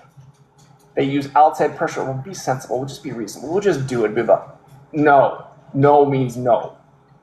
Okay? That's a big thing with Aiwass. All right, next one you have is Wunyo. Code words for Wunyo. Wholeness through balance. Long memory. Joy. Love. Long memory would make sense because if a mirror is the same thing as ice, right? How do you preserve memory? You turn it into ice. Okay? And when you want to remember something, you melt it into the water so you can process it. Joy, love, happiness, pasture, wolf, power of gold, immortality, integrity, sensitivity, existential value, which is memory plus experience, confidence, identity, and independence in success. Also confident and ownership. Okay, and then your last rune, which is your rune of, or your golden rune, Yera. Time, harvest, release of elements, year, eagle, scythe, yeast, continuous flow of information. Okay, information is water, and energy is fire. Okay, all magic is sent through information because the fire that they send is really inverted water. Rules of cycles, cyclicity. Did I say that right? Manifestation from actions, results based on cycles of actions, and rules. Rules. Rule of cause and effect over time. Cause and effect is Perthro. Okay? Cause and effect over time is Yira. Okay? You let him out. He's going to make me nuts. And the rule of cause and effect over time is what we call karma. I don't know what you want from me. I didn't make it up. It's in the books. Cause and effect over time is called karma. I'm done. Implementation of rules. Results at the right place and the right time. Actions that match words and abundance. Okay? That was a lot. Talk to me. How are you feeling? I am so grateful that this is going on YouTube because right now my mental has been blown from walking in, sitting down. It's been ever since. So yeah, it's amazing. I don't know which one to talk about because for once I'm speechless. When have you seen me speechless? Well, that's good. That's a good thing. So what I'm going to do is I'm going to make copies of the notes so that you have more information specifically on your 3 runes in terms of the forces that are available and then that are applicable based on the position, whether it's your rune of essence, your rune of individuality, or your golden rune. Okay. Once I send that to you, I'm going to send this in a card so you'll receive it, and then you wear this around your neck. You activate. There's no right or wrong way to do this, guys. This is all individual. The way that it tells you to do this, they tell you have to follow it exactly by the rules. Well, doing that is going to attach you to that network. We don't have to be attached to an outside network because our magic comes from within us. That's why they're taking it away from us.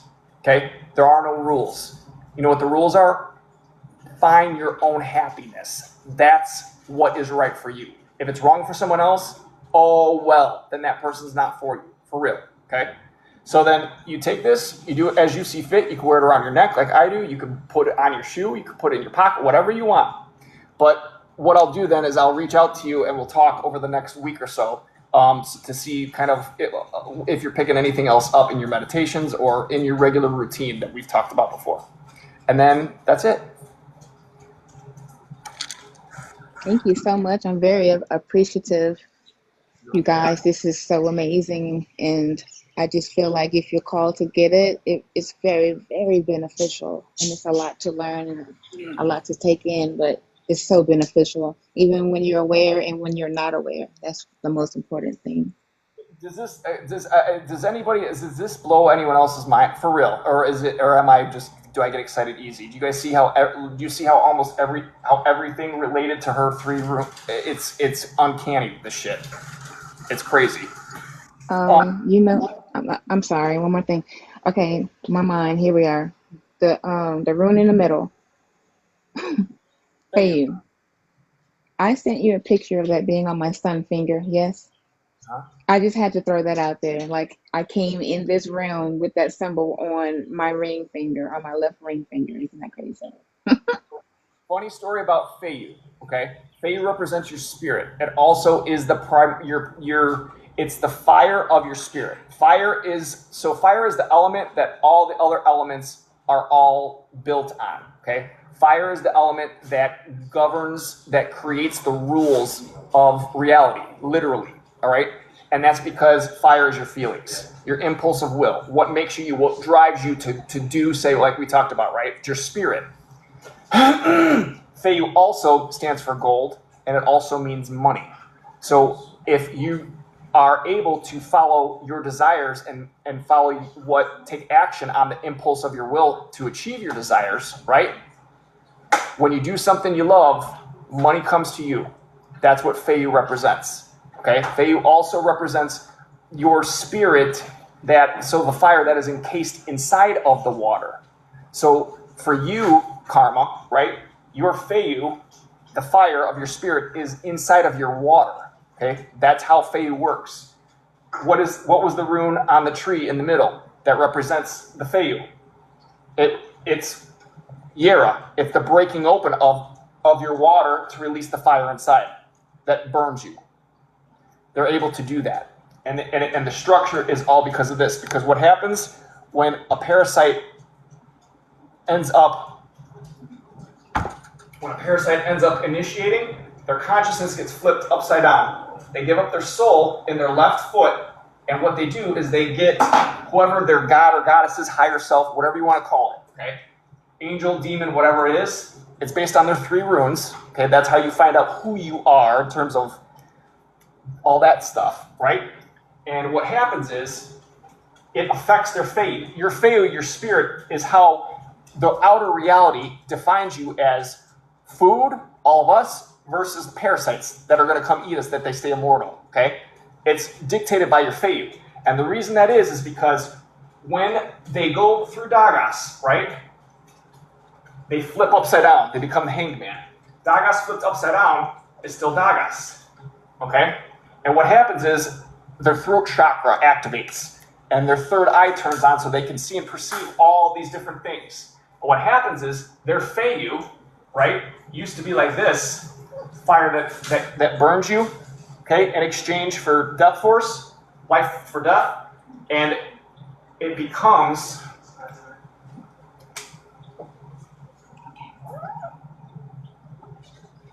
an upside down Ansus. This is your voice. So if you take Ansus, right, you turn it upside down like the hanged man, right, and you put that into the mirror. Now, the parasite's Feiyu,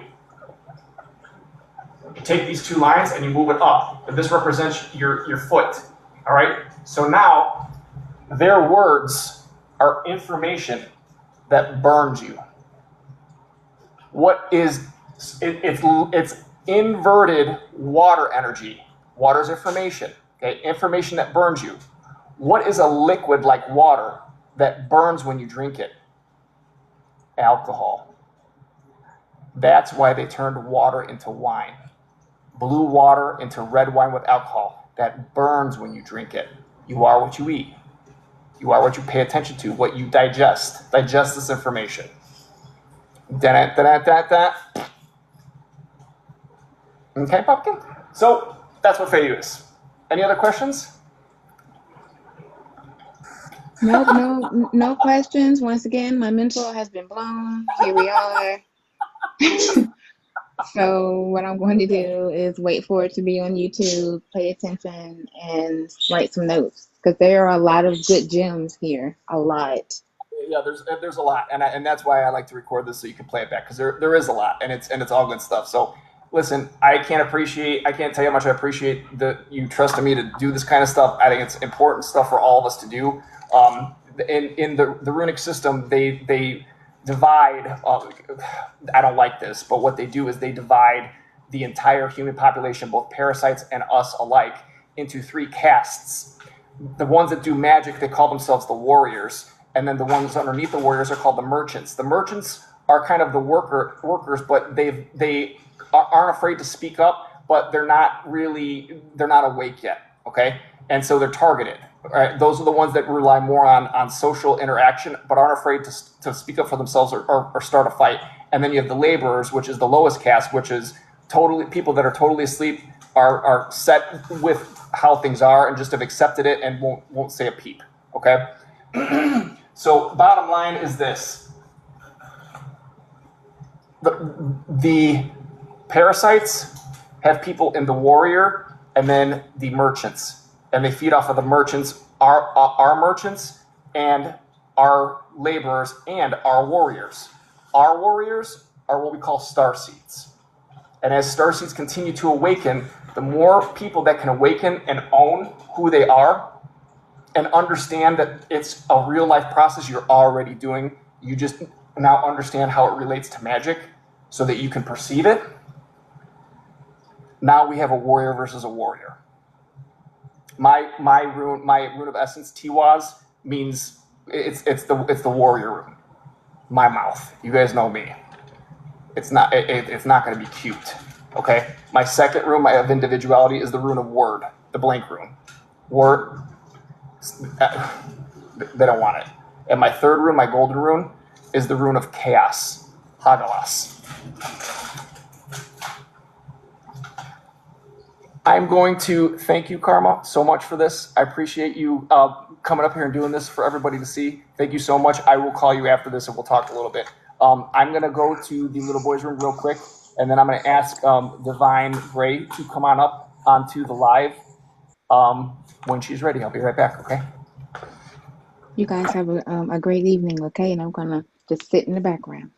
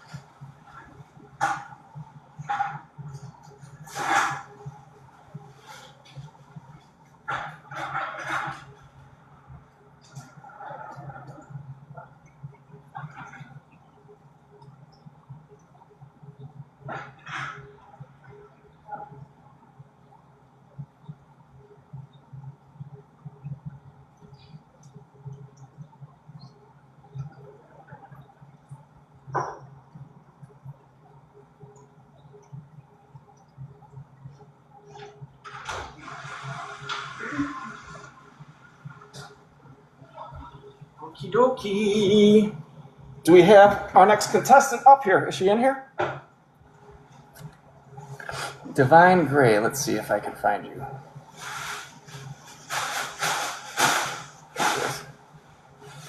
Okay, I invited you.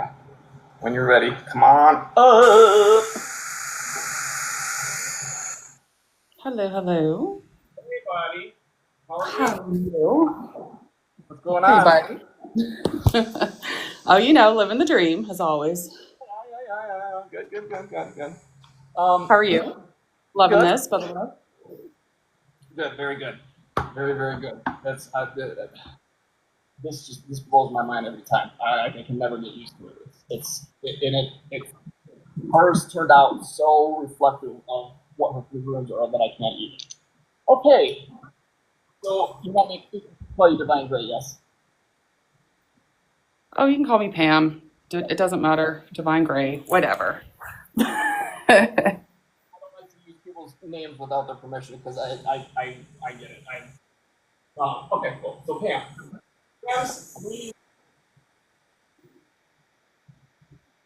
so you were here the whole time, right? So I went over what each rune means, the rune of essence versus the rune of individual. I think you've been here the whole time, right? Yes, I would love you to do. Yes, I was in and out. I heard as much as I could, trying to get my son to a party. But yes, Okay, very good. So what we'll do is we'll just do the same thing. All right. So yeah. Pam, rune of essence or rune of fate, or what she's already an expert at. Her rune is Ingwas. This is the seed rune, or information that is implanted inside of a magical container. Okay, information, planting information so that people can digest it and manifest. Okay, the rune of essence. So again, this is what you have brought into this lifetime as an expert. This is what you've already. You're an expert at this. So I'll get into the individual runes here in just a second. Okay, so that's your rune of essence. This represents who you are, what your spirit is. This is a direct correlation of what you came here to exhibit for others to learn from. Okay, your next rune of individuality is Uruz. This is what you have to learn. This is what you came here to learn in this lifetime by using what you're an expert at, okay, based on all your other lifetimes and all your other successes in order to unlock the power of this rune. Okay, Uruz represents the power of manifestation. It's literally the earth element. All right, when you take 4 Uruz and you put them in all 4, you see the 4 quadrants. We talked about that last week. You put them into the 4 quadrants. You get a hexagon. And then another way to draw Uruz is like this. So if you make them, then it puts a circle around it. And the shape of a hexagon with a circle around it is the only possible way to transmit magnetic scalar waves. Or in other words, the way you transmit energy and or information through morphic resonance that is faster than the speed of light. Instantaneous from where you're at to anywhere in the cosmos, past, present, or future. Okay? This is how you turn energy into matter. Energy into information, right? Fire into water, or water into air and earth. Okay? We'll talk specifically about that because you have a very special thing with Uruz that connects to Aiwas. All right, so we're going to put also next to your Uruz,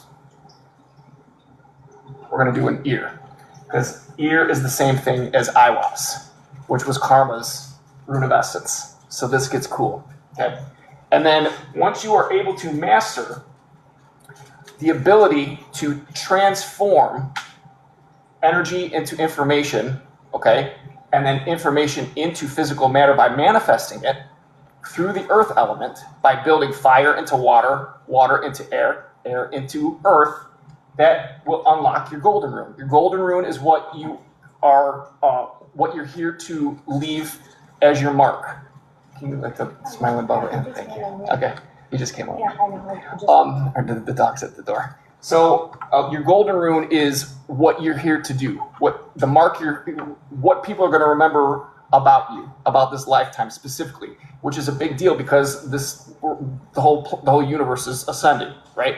So what role are you supposed to play based on what you're an expert at, what you've already achieved, and then by taking this, what you're good at, and applying it to this, Now that you can turn energy into matter, right, that unlocks your golden rune. And your golden rune is one of my favorite runes of all time. Raido. Raido is the rune of the heartbeat, the rune of the beating of your own drum, marching to the beat of your own drum, your heartbeat, okay, the drum beat. What makes you happy, and it doesn't matter about anybody else. It's a pathway that you follow, and anybody else can follow you if they want to, but you're in this pathway, and nothing can stop you because you are following the beat of your own heart. Okay, the beat of your own heart is what Raido is. It also has a direct connection to music, and also to the right brain creativity. And another word for Raido is ride or raid. Okay, it's we'll get into the triadic names. It gets really interesting with Raido. You guys know that I call my special meditations that I do that I've done in the past. I call them rides. And because my spirit team told me to ride the music, ride the waves, ride the sound waves of the music. And it turned into this whole thing. And it was amazing because every time I did one of these rides, it was very specific downloads. It was to do alchemy with my mind, with stuff like this. I brought teammates in. Karma was one of them. Somehow, some way, whenever we did a ride, the next day we would have friends of friends call me and start probing, asking questions, because the Masons and all these other secret society people knew what we did. Yeah. But the specifics of what like, and it was always, the rides were always to music. And it was, we picked songs that the lyrics reflected a function of what we were doing, the alchemy we were doing, and a lot of it was through the music. So, as you know, I channel through music too. My readings always line up with my Google.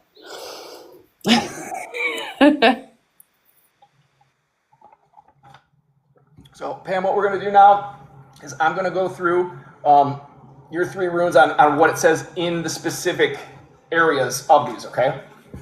All right, so page 375 in your house. So once again, when you get your individual runic code, your 3 runes, it's crucial that you remember which rune goes in which spot, right? Because this represents what you're an expert at.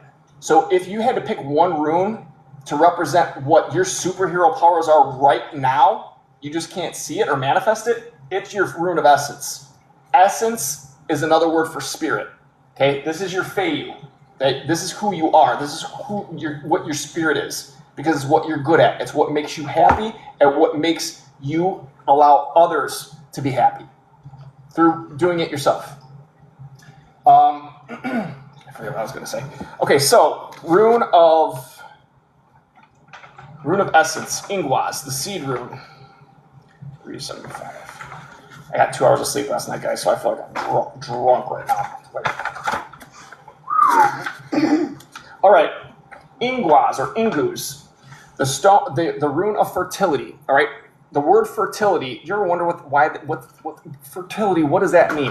What that means is fertility is a code word that means manifestation by hurting somebody else using their energy. That's what fertility means. Fertility, it's sacral chakra. Okay, some of the sexual functions, you have a direct connection with some of those functions, because wait till you hear what some of the alternate names for Uruz is, Ms. Pam. So here's Ingwaz, the rune of fertility, but not as a result, but as a process. The manifestation process that they use with the false elements is represented by Ingwaz, okay? Another way to draw Ingwaz, instead of what I drew up here, and both are acceptable, both are common, is just this box, okay? That's a seed, that's a seed. This is a Kinaz on the bottom, fire at the bottom, Kinaz at the top, fire at the top. So nothing can come and hurt this seed. The fire protects it so that nothing breaks it open before it's time to be manifested. Because when you break it open, it becomes a Gira, manifestation, right? So what's interesting is that we were just talking about this, okay, with Karma had Gar. What Gar is an ingwaz with a gibo through it. Okay, gibo is a contract. It's an agreement between two parties. Okay, usually it means sharing. Okay, in other words, they're sharing your energy and replacing it with nonsense through betrayal. Okay, I have some feelings about it.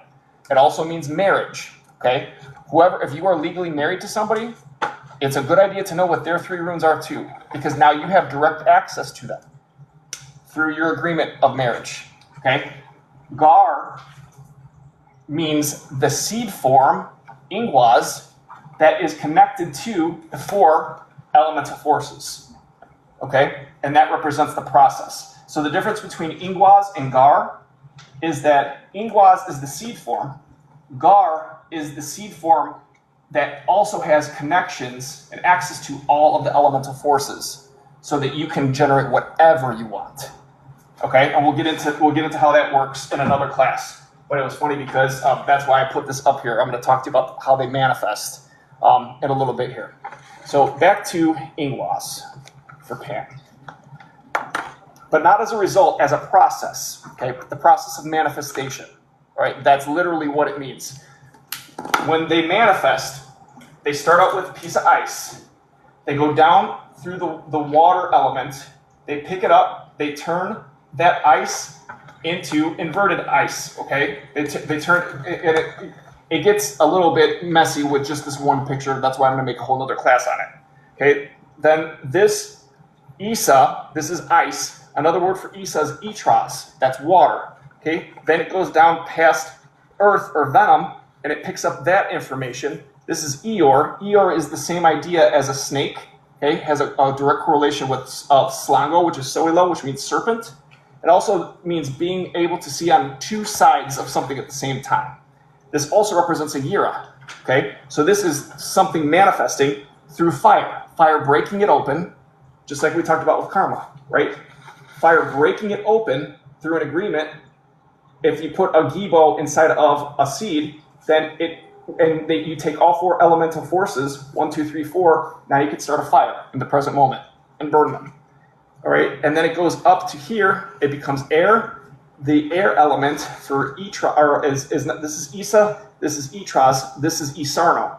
Okay, Isarno means iron because it picked it up from here. Now it goes past the air or ice element, and it becomes. You can see it looks like a kinaz, like a 45-degree kinaz, which is the same thing as a yira. So they take part of what manifested, they hook it on, glue it on top of a piece of ice, and now you have lagoops. That is the flow of your life force water out of your back into their system so that they can live forever and you can suffer and die. That's the process of ingwas. Okay? Now, having said that, let me keep reading this. Ingwas is a continuous force of reproduction and everything that stands behind this concept. Okay, another thing they talk about with Gar and Ingwas is that when you take a contract or an agreement with something, it's like pushing that gibo into the center so that all 4 of the arms fold up and it goes through the center. So it's like the gibo, the agreement, impregnates the center of the Ingwas or the seed. So this talks about pregnancy, but it's not pregnancy in terms of having a baby. It's pregnancy of manifesting an idea based on a contract or an agreement made with yourself or someone else. Okay, wherever you're planting the seed. Everything that stands behind this concept. A person for whom ingwas is the rune of fate or the rune of essence is a great worker. They know how to do work not only for the result, but for the process of doing. They won't stop if something doesn't work out. Sorry.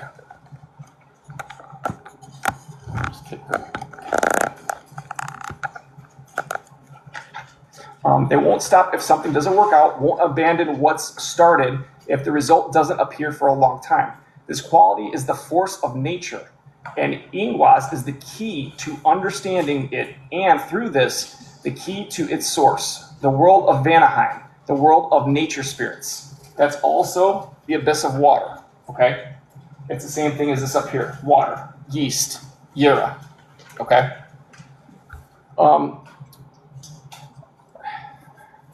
The bearer of the rune as the primary force understands the principle of nature's existence as a given. Nature lives in a continuous stream. There's that stream that's the same as Laguz, okay? That's what they make. That's the goal of the Ingwas process is Laguz. Steal your water, okay? The bearer of this rune as the primary force understands the principle of nature's existence as a given. Nature lives in a continuous stream of constant creation. Creation being the Ingwa seed, right? Manifestation of an idea. And they too live in this stream because they're taking your stream out of your lower back and using it for themselves. Their life is not measured as with others from event to event, which it refers to time, right? Time is Yira, which is the rune for the present moment, manifestation. Their life is not measured as with others from event to event, from result to result. They live in the process of doing, and the result is always in the small, and it is visible. So this is the idea of planting little successes that build and build and build. It's the concept of put one foot in front of the other, baby steps, because baby steps get you there, and get you there safe, and get you there reliably, right? That's the idea of what Ingwa's process is, through doing. They live in the process of doing, and the result is always in the small, and it is visible. A true child of the Vanir. The Vanir are the gods and goddesses that represent the right brain. Okay?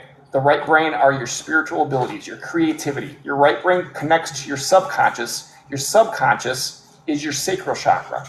Okay? Your inner child. Your ability to create, to have fun, to be silly, to do what you want to do to make you happy, which directly correlates with your Raido. Okay? So what you're an expert at is putting one foot in the other. Nothing stops you because you set yourself up for success by doing it smart, doing it safe, doing it the way that you know how to do it, because that's who you are. All right? You are an expert at that, and so now you're learning how to do that in terms of the manifestation process. Taking literal energy in the form of feelings and thoughts, making them into an intention, and then taking that intention and moving it from your inner world to your outer world through vibrating your voice and taking action on it. That manifests it from the invisible to the visible, and that unlocks you showing other people how to do it safely, without fear, to the beat of their own drum, of their own heart. Okay?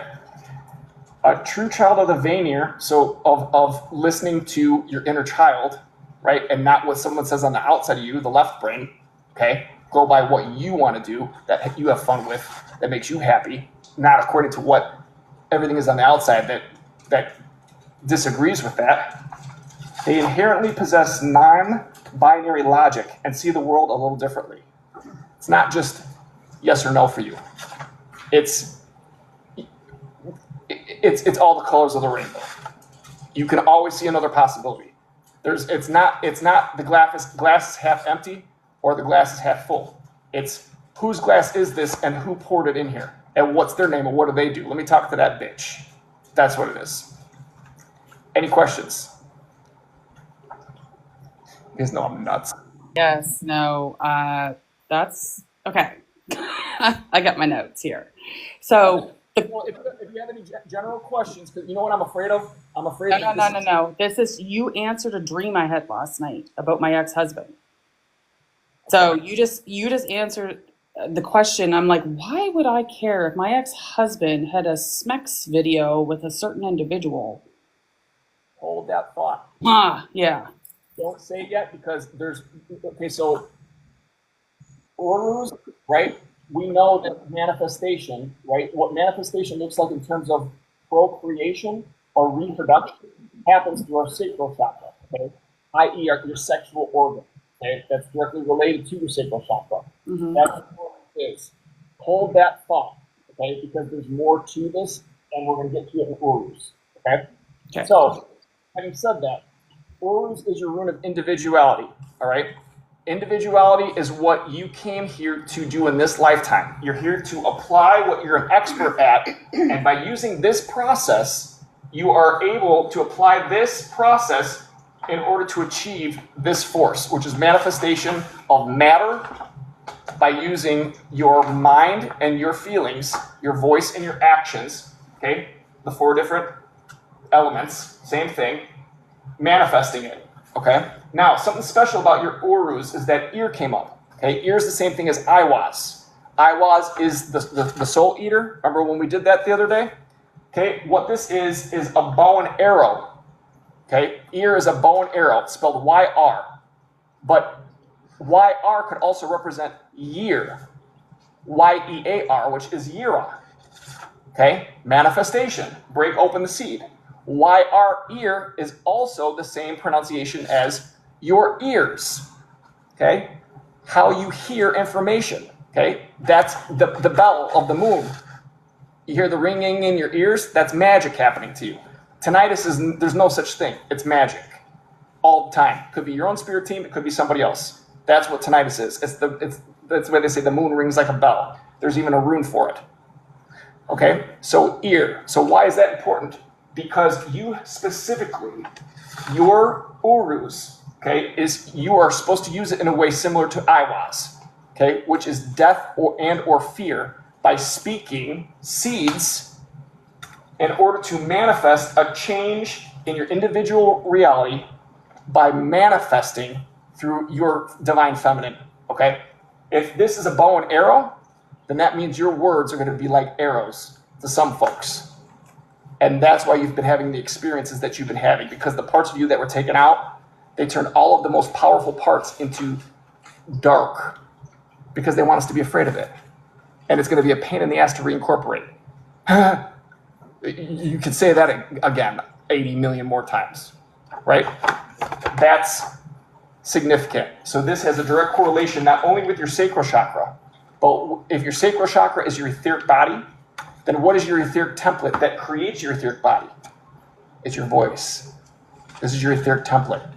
You could change your etheric body based on the sounds that you speak. And how do you hear sounds? Through your ear, YR. That's what breaks open the seeds that you work so hard at planting. Okay? Uruz, the rune of strength, physical strength. Okay? In the simplest sense, health, the power of the earth, the ability to take power, the ability to manage strength.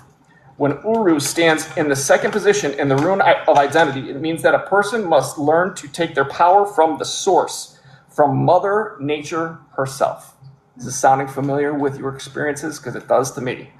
Only then can their primary abilities, the rune of faith, Ingwas, the seeds that you have taken step by step, can be manifested by using your voice to shoot an arrow and break the seed open to manifest it. Okay? Turn into a real result, and the real result is your golden rune. Okay? This is how it's done. Watch the pathway that I make for myself because it makes me happy and I'm a badass. Okay? No other force can provide such an opportunity and reveal innate abilities. One must learn not to take surrogates from the human world, not to be satisfied with egregorial handouts. Egregores are automatic systems set up in the Matrix, and they're an automated system that take life force from us, and in terms of when you don't have this balanced out, it will try to balance it out for you by sending people into your life to cause you suffering or pain or chaos or provocations or all this kind of thing, right? And usually it could be another person like us, or it could be a parasite. And the parasite you might not ever even meet. It could be all through your sleep. That's how it works. But when you close all that off, they can't do that to you anymore, and you can focus on what you came here to do. Okay? One must learn not to take surrogates from the human world, not to be satisfied with egregorial handouts. Simply put, not to settle for McDonald's when you have real meat. Mother Earth grants her power only to the worthy, according to the ancient northern tradition, the best. Because Earth, the earth element contains all the other elements. And it's fixed in a way that whoever gains the power of the earth element, it's fixed. And they're going to own it. And it's going to take a lot to be able to get it and take it back apart. A lot of time, a lot of energy. Okay? That's why it's a big deal when Mother Earth blesses somebody with the ability of the earth element. It's huge. Because you can manifest matter from energy using your voice. Okay? Uruz in the position of the rune of identity indicates that the bearer of such a runic code must become the best. This means being impeccable, not from the perspective of people or egregores, but from the perspective of Mother Earth herself. At the basic level of perception, this involves finding the right place to live where this power is more likely to be present. Okay? Urus, what it means is it's an ancient animal. It's not alive anymore. It was called the Aurochs, Auroch. It was a type of a bull. Okay, once they started stampeding, nothing could stop it. It was like Juggernaut, the X-Men Juggernaut. That once he got running, nothing was going to stop it. Okay, charging bulls. It also Aurochs. It's your aura. It's your auric field. Uruz is the manifestation of your spirit, which is Feyu, the rune that comes before it. Feyu, another name for it, means cattle. All of us cattle that are here in a cattle farm for all these bastards to use. Well, you know what? Let me tell you, this represents bull horns, all right? We'll talk about bull horns soon. Okay. Next, your golden rune. Any questions with that one, honey? Good? Okay. 392, Rido. Your golden rune. Once you're able to achieve this using your voice in order to change your sacral chakra, right, your etheric body, by changing your etheric template, using your understanding of planting seeds one step in front of the other, little by little, slow and steady wins the race, and you're able to manifest what you've done in the past, then that unlocks your golden rune, which is Rido. Okay? Rido is the rune that is also seen on some of the Nordic tarot cards, that is on the card of the Hierophant. Okay? This is a teacher. And the reason this is so significant in this ascension process is because as we approach the convergence point for New Earth, right? That's what starseeds are. They're leaders of New Earth. And how do you lead somebody into being able to ascend to New Earth? You lead by example, right? Action, words, manifestation. Here's what I could do. Now watch how I do it. Because this is how I think is fun. March to the beat of your own heart. March to the beat of your own happiness. Do it your way. It's your way. Everyone else can watch you and learn or not. It's not your responsibility to do it for anybody or have it or try to make it any other way. Just by you doing that is what matters. That's what you're here to do. Leave a mark on how you do it your way. Because Mother Earth is backing you up 100%.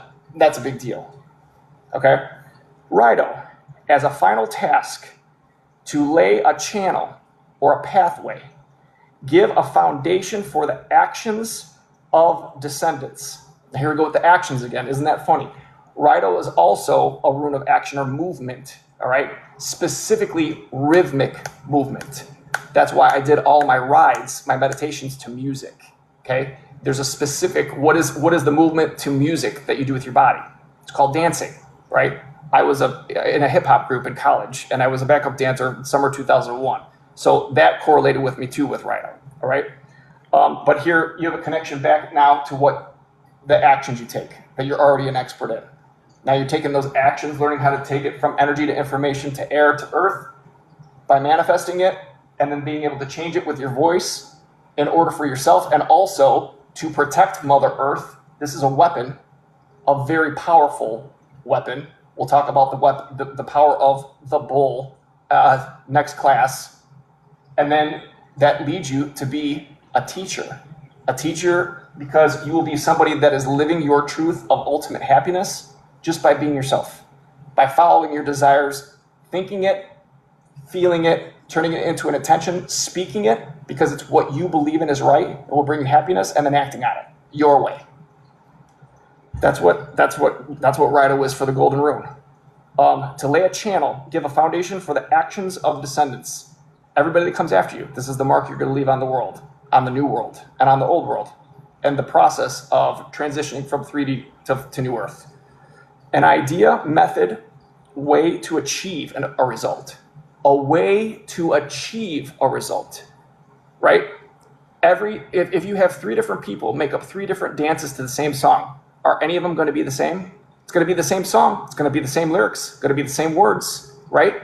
But the movement is going to be different for each situation.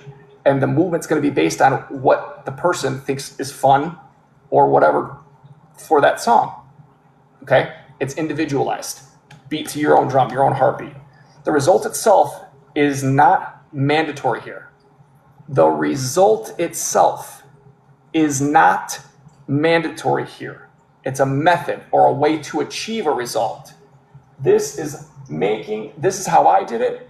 Now that's one example. You can use it as a template if you want to, or you could do it your own way. But this is how I did it. And this is what success looks like. You do as you see fit. That's what Rido's about. You're not responsible for anybody else but yourself. And all you got to be responsible for is yourself, because Mother Earth, this is a big deal. We'll talk about that later. I really want to dive into that with you later. The result itself is not mandatory here. Descendants or people that come after you can fill the channel with water themselves. Okay? So if Rido is a pathway or a channel that you fill with water, water's information about how to do something in your own way, making it your own based on what you're good at and what makes you happy. But Rido, as the Golden Rune, insists, give others the meaning of life. Draw before them the path of development. Show that there is a goal. But how you get there, this is how I got there. And I did it by listening to the beat of my own desires, my way. Now you should do that too, but not how I did it. You should do it this way, the way that makes you happy. That's what Rido means as a Golden Rune. What are your questions? I have none. I mean, you know what it is. You know what it is. That's beautiful. Okay, awesome. So what we're going to do now is we're going to go over the triadic rune names for your 3 runes, okay? So every rune has 3 different names. Okay, so Ingwaz, the first one,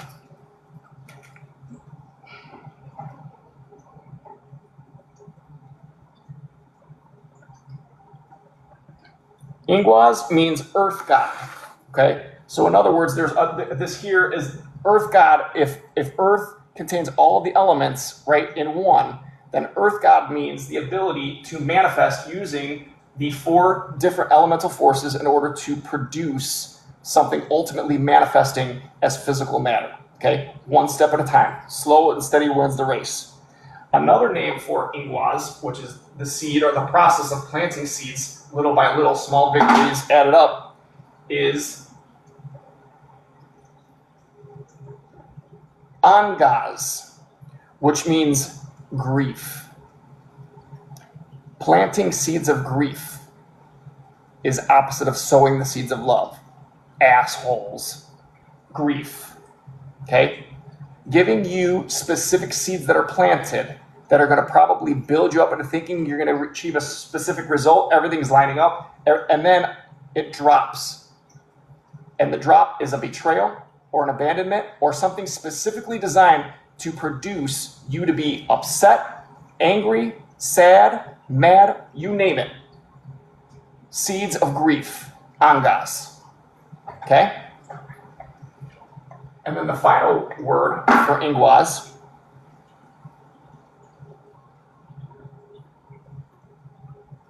is Wangaz. Okay?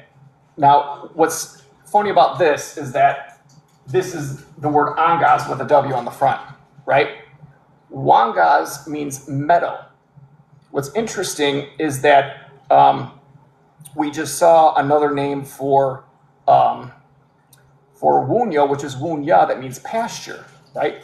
A pasture is a place where things feed, right? A meadow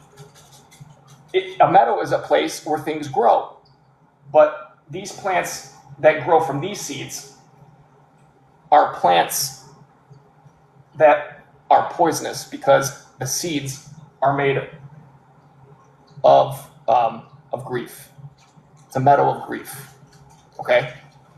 That's what Wangas means. So you can see that this is specifically designed to be a step-by-step process to build you up and then drop you. Okay? The drop that I'm referring to is a code word for Laguz. Okay? Builds you up, drops you. Boom. Straight into the fire. All right? That's what the drop is. Build you up, build you up, build you up. These people come in the form of friends or gentle or I'll help you, I'll help you. You know what the worst thing you could ever do? Help somebody just because you can help them. You're not going to help them. You are going to enable them to become an entitled monster. I've done it 80 million times. And so these people will work really hard to befriend you, in order to betray you, intentionally. And they'll still lie to your face and act like it was, and gaslight you, narcissist, all, you name it, okay? Because you have this in that area, that's part of your essence, that's part of your spirit. That's going to be something, because you have the ability to manifest in a step-by-step fashion without making mistakes and without ever stopping. That makes you a big threat. And big threats, they don't go after by attacking them. Your attackers come with a smiling face, smiling pretty face. They want to help you. They want this, they want this, they want this. Okay? Now, the next one, Urus. Urus means Aurochs, Aurochs. That is a charging bull, but it also means your aura. Your auric field is the same as your consciousness or your reality. Okay? It's the ability to use sex magic. You heard me.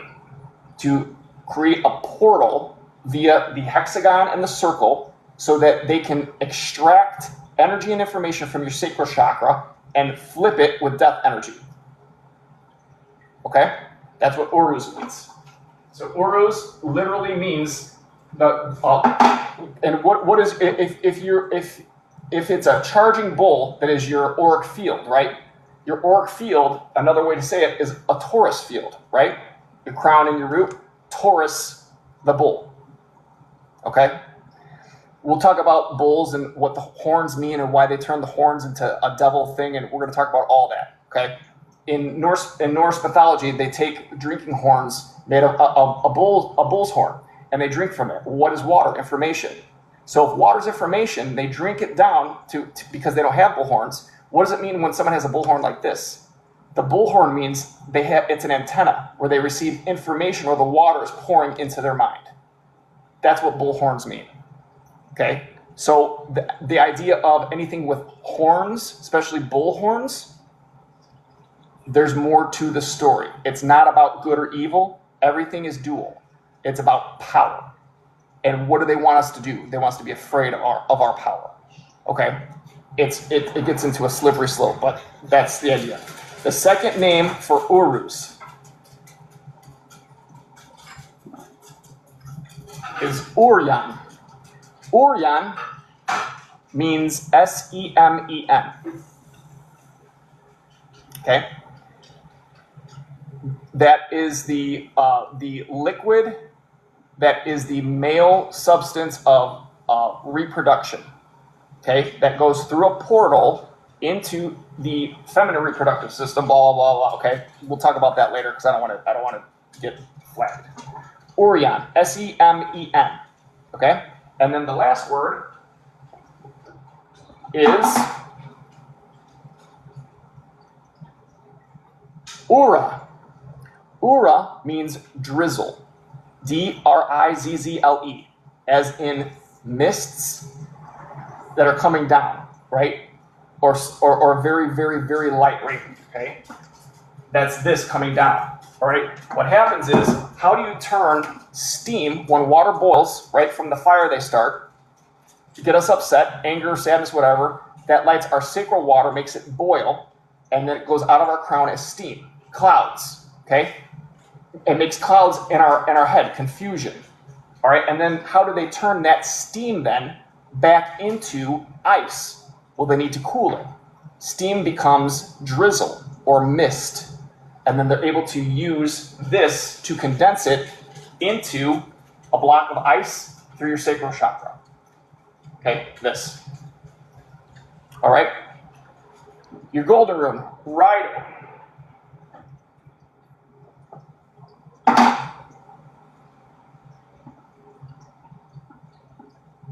Rido means wagon.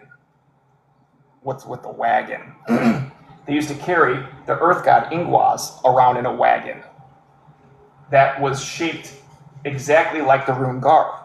Gar also represents the pyramid. We know that there's a connection to the elemental forces with the pyramid. Literally, it's an elemental force generator. It's a factory, okay? But it also represents our auric field, which is an octahedron. It's a pyramid pointing up, pyramid pointing down. So what's with Wagon? Wagon is the code vehicle that contains venom. And if Ingwaz is inside of the wagon, and the seed is grief, then when you crack the seed of grief open, it releases the grief, starts the fire, releases it as steam.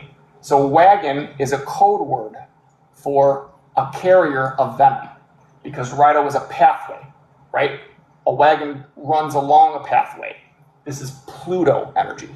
This is death energy. When you turn Rito upside down, right? And everything's inverted for these parasites.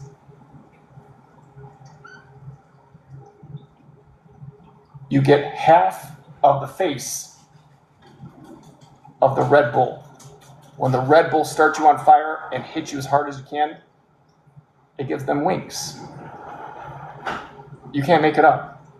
Okay? This down here, this quadrant down here, air, is where venom happens. Okay? That's death energy. This is the same thing as if you took Iwas, right? This is death energy right here. This is life energy. Wunyo. Life force, death force. Okay? Someone who's half Red Bull. What's the other half of this? We'll talk about that too. Might be a lion. And when the lion and the bull go together, they make an eagle, human, otherwise known as an angel on earth, that is equally half and half, light and dark. Okay? All right, now, so that's what Rhino means. It's a carrier of information that describes a process of doing things, not anything about the result, but how to get a result by a certain fashion. Okay? Another name for Rhino is Redas, and this is where I love this. I've literally seen parasites on TikTok talk about we can't give the days of giving advice anymore. This means advice. By you listening to advice, paying attention to advice, because someone's an expert, that can create a channel from the parasite to you, that they send a wagon of venom straight to you and plant seeds of grief to hurt you, so that they can do it just like you did. Copy you. Using the power of the Red Bull. Okay? Advice. Redas or Ritas. So that's why when somebody gives you advice, that they don't have that ability anymore. But what is advice? It's information. All magic is in the form of information. Okay? And then the last word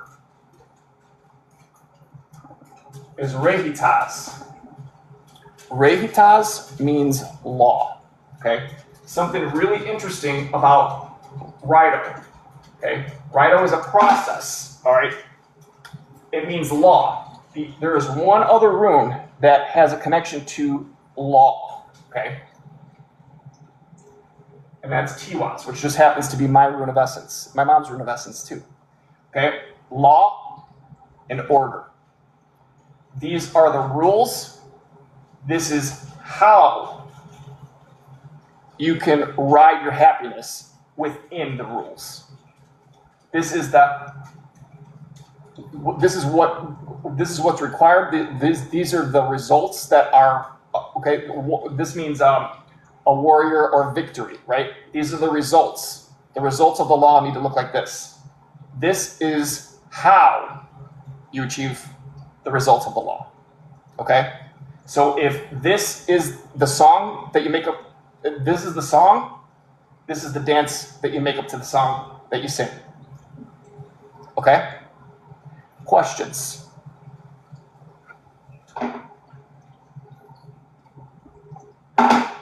Good? Okay. All right. Moving on. I've got a lot of notes on your 3 individual runes, specifically your Rune of Essence, okay? Ingwas I have so many notes, so much to show you on that. So like I told Karma, I am going to, this book, okay, it was one of the smaller rune books that I got. Like this one was small. Like some of these other rune books are massive, all right? But this one, I literally took such extensive notes on this. So here's where the notes start. You can see that's page 1. This is the last page of my notes. 88 pages of handwritten notes. I'm going to send you your 3 runes. Read it. It's fascinating. But remember to incorporate, we only talk about that first rune name. Remember what the other 3 names are, what they mean, and we'll talk about it as we go, okay? All right, let's see what else. Now, so then you heard about us talking about the elemental forces. So what we're going to do now is we're going to pull your, we're going to do your runic divination, okay? I'm going to show everybody what your runic amulet looks like. So when we combine Ingwas and Uruz and Raido for Pam, all right, we got a very unique looking rune.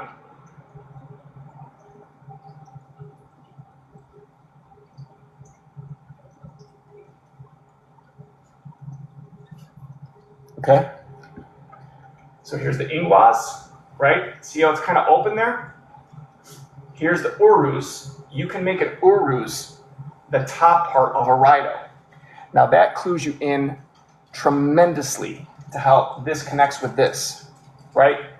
If you're here to show people the way to manifest, that makes even more sense now of the beat that you march that makes you happy, your heartbeat, right? The path that you take for yourself. Other people are going to follow it because they want to have the power of, this is a Raido that has a Wunyo up here. What makes me happy, right? This Raido, and you have that on this side, but this Raido doesn't have a Wunyo at the top. It has an Uruz, the power of earth. How you manifest your happiness based on your heart on earth in the physical realm. And so for my buddy, this is your runic amulet, okay? That is all 3 of your rune staves that I burned into all, this is walnut wood. I'm going to mail this to you, the same thing I said as Karma. What this will do is it will unite your 3 runes into one single runic force. And what that will do is unlock everything on your tree. Now give me 1 second. What I'm going to do is I'm going to show you where your, you know what, I'm just going to do it like this because then I'll do the divination.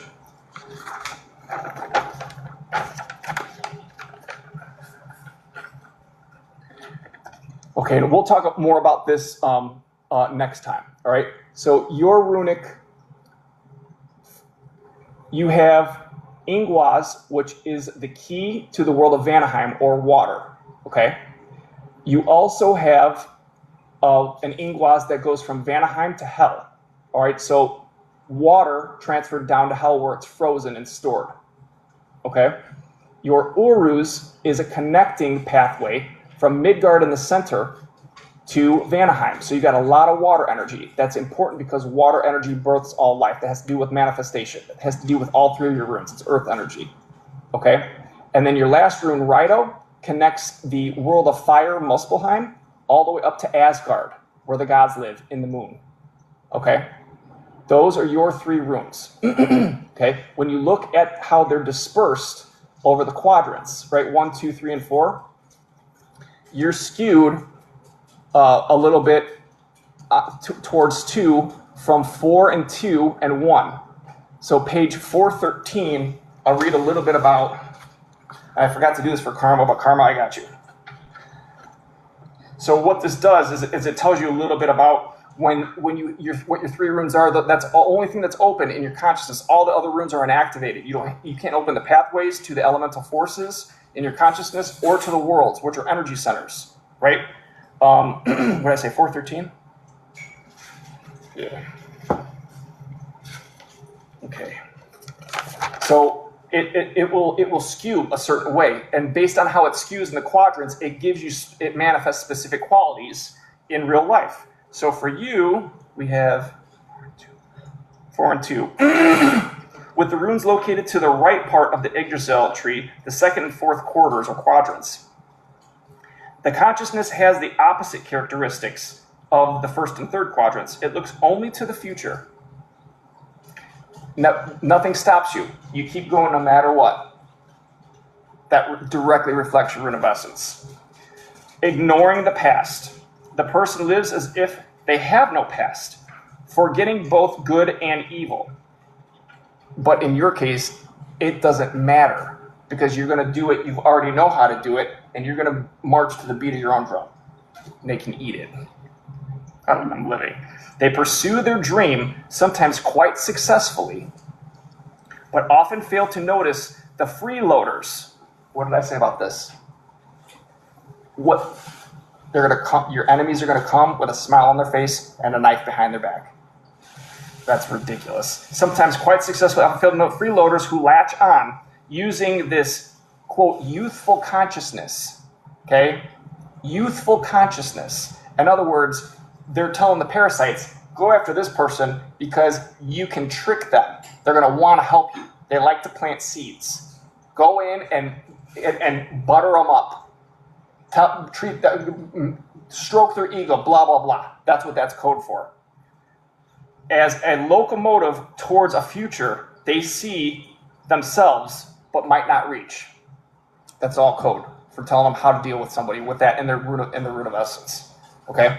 So in order to correct that skew, right, which for you doesn't matter anyway, you combine these three runes, and this opens everything up, which we did. So I'm going to send that to you. And right now what I'm going to do is I'm going to do your, we're going to do your divination. So you ready? Let me erase this real quick.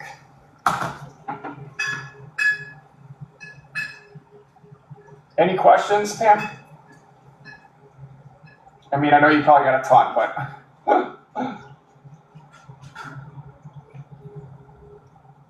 all good.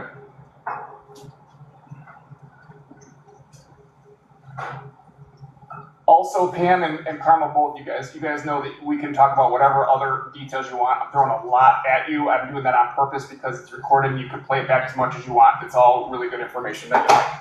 All right, Pam, you ready? Here we go. Again, this is a diagnostic measure of what's going on in your consciousness right now, okay? We talked about what your inherent powers are, right? Now we're going to look in your energy centers in the order, and I'm going to explain it as we go, just like I did, so that you can see exactly what's going on with you, if it matches up with what we've talked about, and how this is going to close it off, protect you, and then pull in the energies and the information in order for you to manifest like this so that you can achieve this and be the starseed teacher leading by example that you're meant to be. Okay? First rune, Midgard, the present moment. Present moment unfolding right now.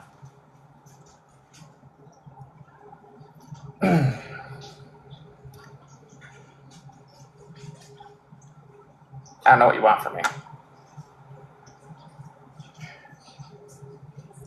You've unlocked your golden rune.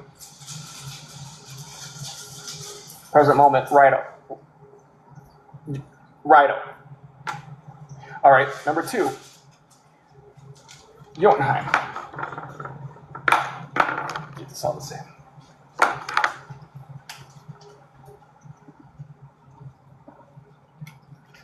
Okay, Jotunheim, which is the past, right?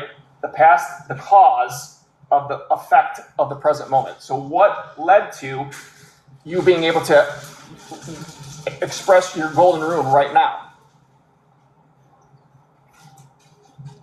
Manas. Okay? That's the rune of the magician. That's also the rune of mirroring. Okay? Or being a part of a group that are all part of a same social concept. All right? That is what allowed you to open this right here. Okay? This is the past, this is the present. Okay? Now the present is the cause for the future, which is Vanaheim. That's the next rune.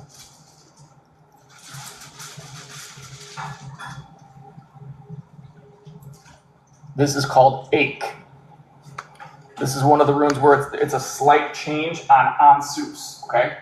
Ache is the oak tree which is another version of strength. All right? The difference between the oak tree and the yew tree is that the oak tree gets hit by lightning more than anything else. Lightning is also represented by Soilo, which is the sun or a serpent, or Thurzaz, Thor's hammer.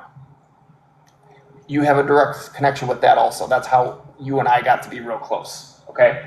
Ache is AC. It also means A-C-H-E, to ache, to hurt, right? So what this tells me is that because you're already riding your own heartbeat and you got this behind you, what the future holds is that people that try to use information or knowledge against you in a way that's going to make you ache is going to light the kinas on top of the ansus. It's going to light their tree of life on fire. In other words, their consciousness is going to come uniced because you are going to release fire through releasing arrows into their ears. Arrows of molten iron, glowing hot. I am living. Okay? The next room, Svartalfheim, your sacral chakra.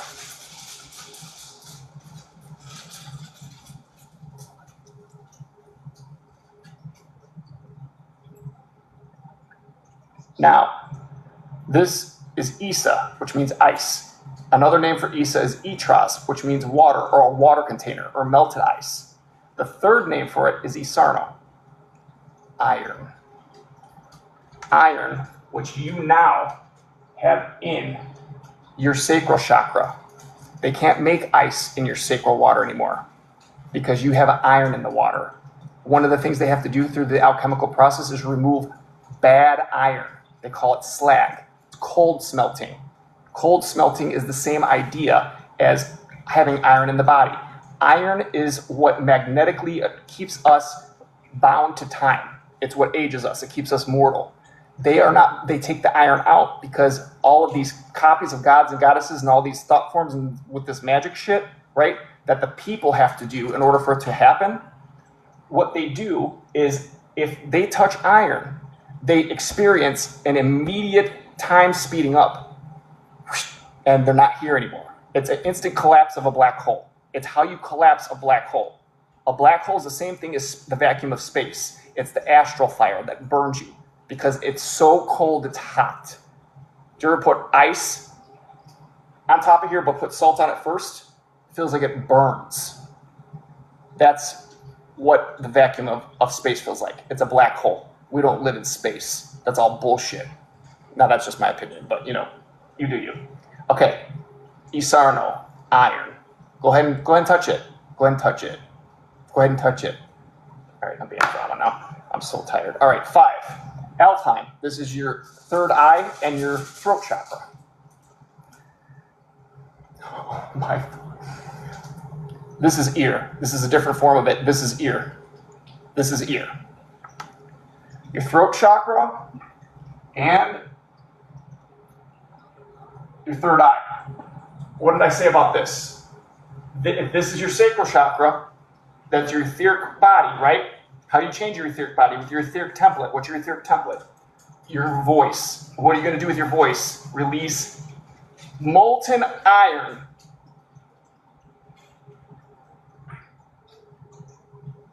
I don't know what you want from me. All right, the next room is Niflheim. Okay, this is ice. This is the core or the true cause or the root of who you are. Okay. Berkano. This is the same idea as Virgo. This is the Earth Mother. This is manifestation of seeds. The seed form of Ingwaz goes in here to sit like a baby sits in mommy's tummy, and then when it comes out of the center, it's the same thing as this being 2 mountains and the rising sun coming out of the center. The rising sun being the seed that was planted. Okay, the S-O-N, not the S-U-N. Okay, Earth Mother, birth. That is who the energy that you carry as the core of who you are. Okay, now we have hell. Hell is what where parts of you that they put and they freeze, that they cut out in order to buy them more time so that they can manifest what they want off of you, okay? Hell is also representative of the earth we live on. The earth that they live on is the moon. The earth we live on is hell. Hell during the day, party at night while we sleep. Isn't that cute? Yeah. Feiyu.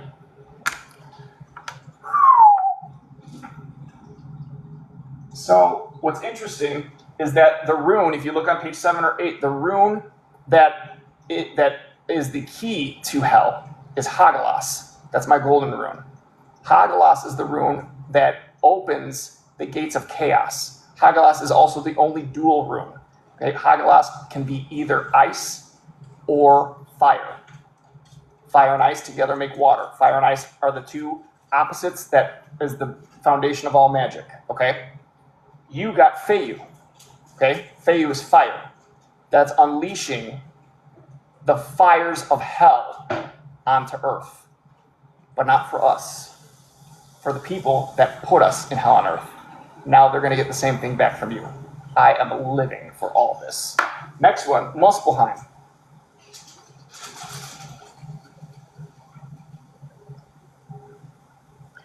Dagas. You know what? I love this so much I can't stand myself. Dagas is the last rune. It is the rune that literally is transformation.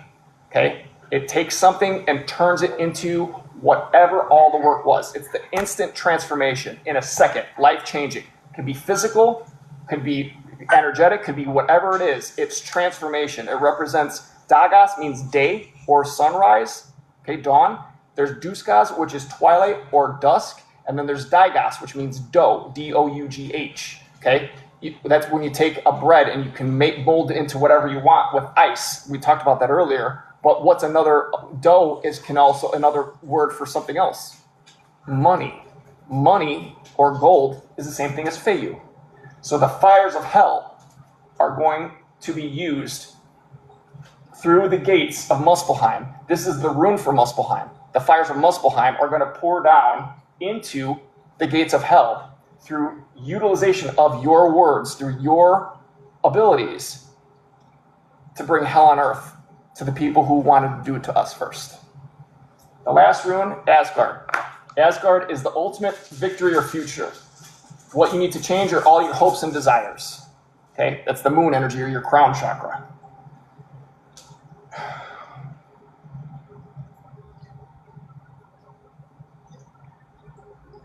You got the Red Bull. You got this last time too. You got the Red Bull. You got the Red Bull. God damn it. You got the Red Bull. It's Othala inverted. Okay, Othala is a fish. This is Othala. Okay? It's the same idea as a fish or this, right? When you turn it like this, what does that represent? Christ consciousness. You turn it 90 degrees, this is invisible. They turn it into this, make it a seed form that is powered or fed by the fire of pain in a field of anguish, or whatever it was. Some trash. Fish, okay, the reason this is a fish is the same. A fish swims through water the same way a snake swims through fire. Snakes, serpents, is the same idea as a fish. The only difference is that fire is energy, your feelings, and water is information. So a fish represents a snake swimming through water that has all the power of your emotions contained inside of the water of information. A fish is information that is dangerous because it can harm you, just like a snake bite can with its venom, okay? But what's the thing about fish? You can put it in a bowl, it's real easy to catch. That's why these parasites call themselves the fishermen of men. Well, what happens when you invert a fish frozen in ice? Because you unleash the fires of hell onto it. It melts, and it falls back down out of the sky in the form of a Red Bull. Comes out of the sky because Red Bull gives you wings. Madam, I think you're doing okay. An interesting thing I want to point out about this, guys, is that while I just made Pam her amulet and talisman, her and I did an activation with her amulet. What was it? A couple weeks ago, right, Pam? And so, Yeah, yeah. do you see the significance of it? I mean, I'm not. I don't know what to say. This blows my mind. What do you think? I think I'm just used to it by now. I mean, I think it happens. Like, I'm not joking. Like, the craziest shit.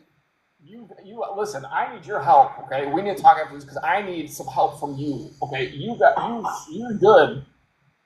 Oh, bro. It's just like there's so much going on in my life from the day to day that I just don't have time to. And it's been this way since August.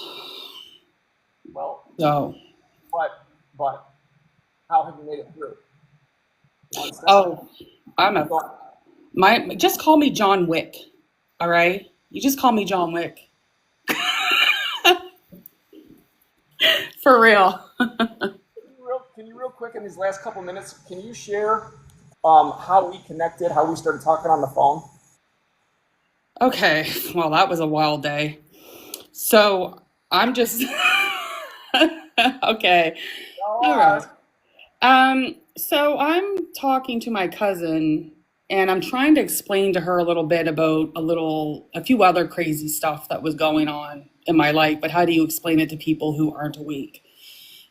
So out of nowhere, this man comes on a bike and you can tell like he's not like he's on the streets, but he threw a hammer in the middle of the parking lot, like in between us, just comes, throws a hammer, and he says something, but I didn't quite hear what he said.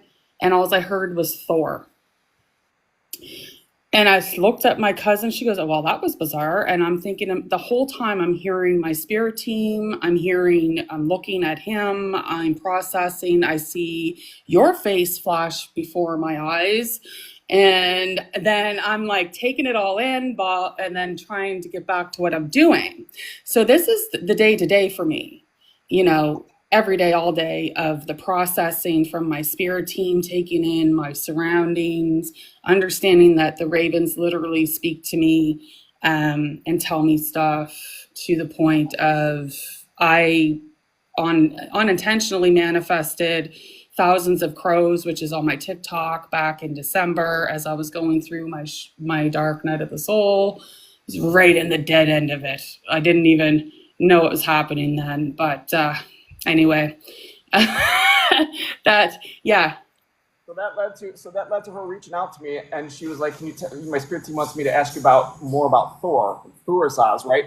Thurisaz can also represent this Thor's hammer, but it can also represent lightning that strikes oak trees, right? What happens when a lightning strikes an oak tree? The top of the tree starts on fire. This is the same idea as a tree with knowledge, or a tree of life, or a person with knowledge starting somebody's crown on fire, a crown of ice that's a copy, using it all fits perfect. I can't even with any of it. So Well, then that night or the night after, I got on Zoom with Pam, and we did like a 2.5 hour ruined like crash course. yes. And it life changing, but I wasn't ready yet because I still had more tests to go through. And that's why we kept getting delayed, because I was in the middle of it all, right? The thing, I mean, even after all this, what we're in the process right now, in my opinion, based on my experience, is that we're in the process right now of basically gearing up so that we're going to keep on getting bombarded by these parasites, but we try to become impenetrable, because once we become impenetrable, then the runes or the force elements inside of us naturally, through our runes and through this amulet and talisman, will bring it to us without us having to do anything anymore, because we don't have holes in all of us leaking out, right, all of our life force. over and over and over, a million gazillion to one.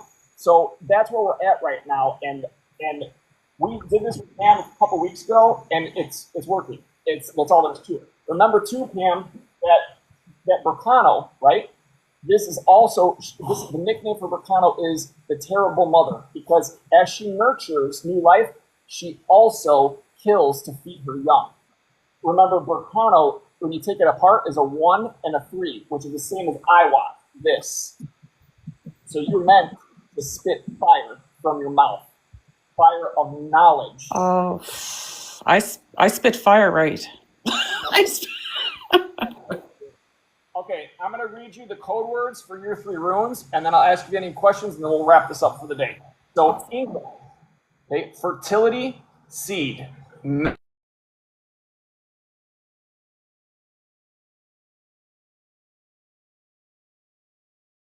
Small results, observation. Outcomes, establishes cause and effect. Opposite of order and tradition. Chaos connection. Okay? Chaos connection. What's chaos? Hell. What do you have in hell? Fire. The fire of your spirit. You go, girl. I love that. Remember I said Feyu is the same thing as your rune of essence? I'm done. I don't know what. Okay. Reflects power. Adjusts the level of chaos or fire or spirit that you have. Measure of chaos. Balances chaos. Manages chaos, gentleness, agreement, love, friendship. There's the friendly face that comes to betray you. Okay? Deceit, beginning and ending of changes. Identifies patterns through observation. That's what I teach all my stuff on. That's awesome. Fixation of results in a time interval. Formation, and what's interesting about time intervals, that's Yira, right? What is Yira? Yira is a rune that is Akinaz and Akinaz, right? Like this, but they're separated, right? What they turn this into, they connect it artificially, and it makes Soilo. That's their victory algorithm to the outside world. What this is, if you take these two, right, after they make copies do all their nonsense, and you overlap them, it makes an inguas. So that's the connection to time. So it's measure of chaos over time. Balances chaos. Deceit, beginning and ending of changes, identifies patterns. Fixation of results in a time interval. Information reveals causes of flow of your life. Okay, why you choose what you choose. What stream do you go into? Where do you fit in? What are your interests? What are your desires? Blah, blah, blah. Builds, detects changes in chaos, captures and records changes generated by marking temporal changes. Marking, okay, mark of the beast, the X on the forehead, and then temporal changes, your temples. Okay, another name for Algis is Alhaz, which means temple. When you're up during the day, this is your temple. All right, when you lay down, your temple becomes a tomb. You're sleeping. They can come right in through here, through your temples that are your tombs when you're sleeping. Ain't that some shit? To balance elements, changes to balance elements. Minimal order, process of manifestation, reflects inner world to the outer world, gaining experience and focuses attention on function. Okay, now we have your rune of individuality, Uruz. Measurer of energy, power, strength, health, physical, wild, untamed. Force of inertia. Inertia, you know what inertia is. Earth fuel, manifestation power from earth. Form or shape, to form or to shape, okay? Energy into matter. Consistency, could represent a physician, healing, or telluric power, which is growth, okay? And then your final rune, Rido, golden rune. First action, okay? The first one to do it their own way, because there's only one you. Pathway, leave a mark. Trail, connection, create change for others and self. Channel of new force, unmanifested reality. Unmanifested reality. Well, that's going to be real easy for you to fill right in. You make the channels, and then you fill the channels in with urus, which is a portal from your sacral chakra and your mouth. Fire and water. I can't with this. I just love this. Forging a path. Someone who transmits an impulse of will, a new way, hidden mechanisms that set things into motion. Motion. Test rules, connection to your God, okay, or your higher self, or your goddess, or your angel, or whatever you want to call it, okay, your etheric twin, whatever, it's all one and the same. It's the divine power in you that got cut out that they are using magic to hurt us against, okay? And we know for a fact now, well, those of us that have been integrating our shadow selves, right, which they tell us are bad guys, they're not bad guys. They're bad guys because they're being controlled by bad guys. It's the source of power. They took all the powerful parts, put it into one, kept it for themselves, said it's evil, and they're monsters, and they're blah, blah, blah, and then they gave us all the agreeable, and we'll do it, blah, blah, blah, blah, blah, blah. And they're manipulating us the whole time so we never remember who we are, okay? That's what that is. That's what Rido is. Line or pattern of future reality. Real action. Chart new routes, lead by action. You're all about action, girl. Weave a pattern, movement, specifically the element of air moving into the earth element. Speaking, right? And doing earth by movement, taking action. It's just all too, it's awesome. Lead by action. Weave a pattern, said that. Seek space, continuous movement, irreversible movement. Desire, because what's done is done. Once the power of the words are heard, it changes things forever. Because once you know things, it's like when you are awakened. How are you going to go do the same work? You change forever. There's no going back. Desire for movement or action, individual action directs to future or actions that match words, movement and or future. Any questions?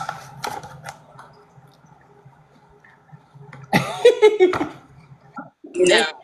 Can you hear me? I'm going to unplug you. I'm just in my car here. Can you hear me? Listen, what I'm going to do, Pam, is I'm going to go ahead and I'm going to thank you for trusting me to do this with you. I think you've already got the results in the present moment right now. I just want to tell you something really quick if you can hear me.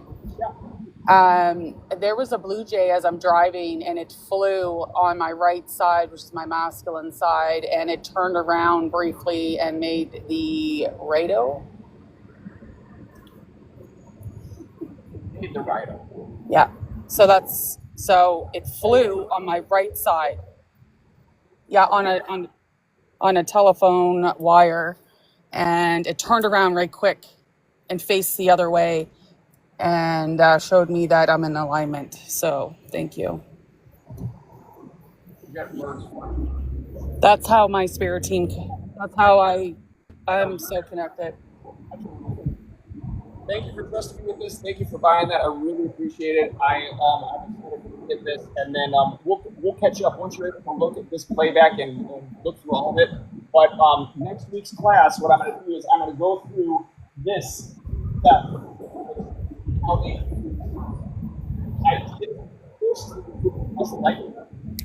or any magical forces or elemental forces to create inversions of the elemental forces that keep us mortal so that they can be us and live forever. But the tables are turning. Tick-tock, tick-tock. So next week is going to be fantastic because you'll get a much better idea of the worlds, the pathways, how it affects your consciousness, and how to use it specifically so that you could start manifesting whatever your inherent superpowers are right now in real life. So I hope everybody got something out of this. Thank you guys for coming. I know it was last minute. If anyone has any questions, shoot me an email. Thank you, Pam. Thank you, Karma. I love you guys. I'll see you guys soon. Okay? All right. Bye, guys.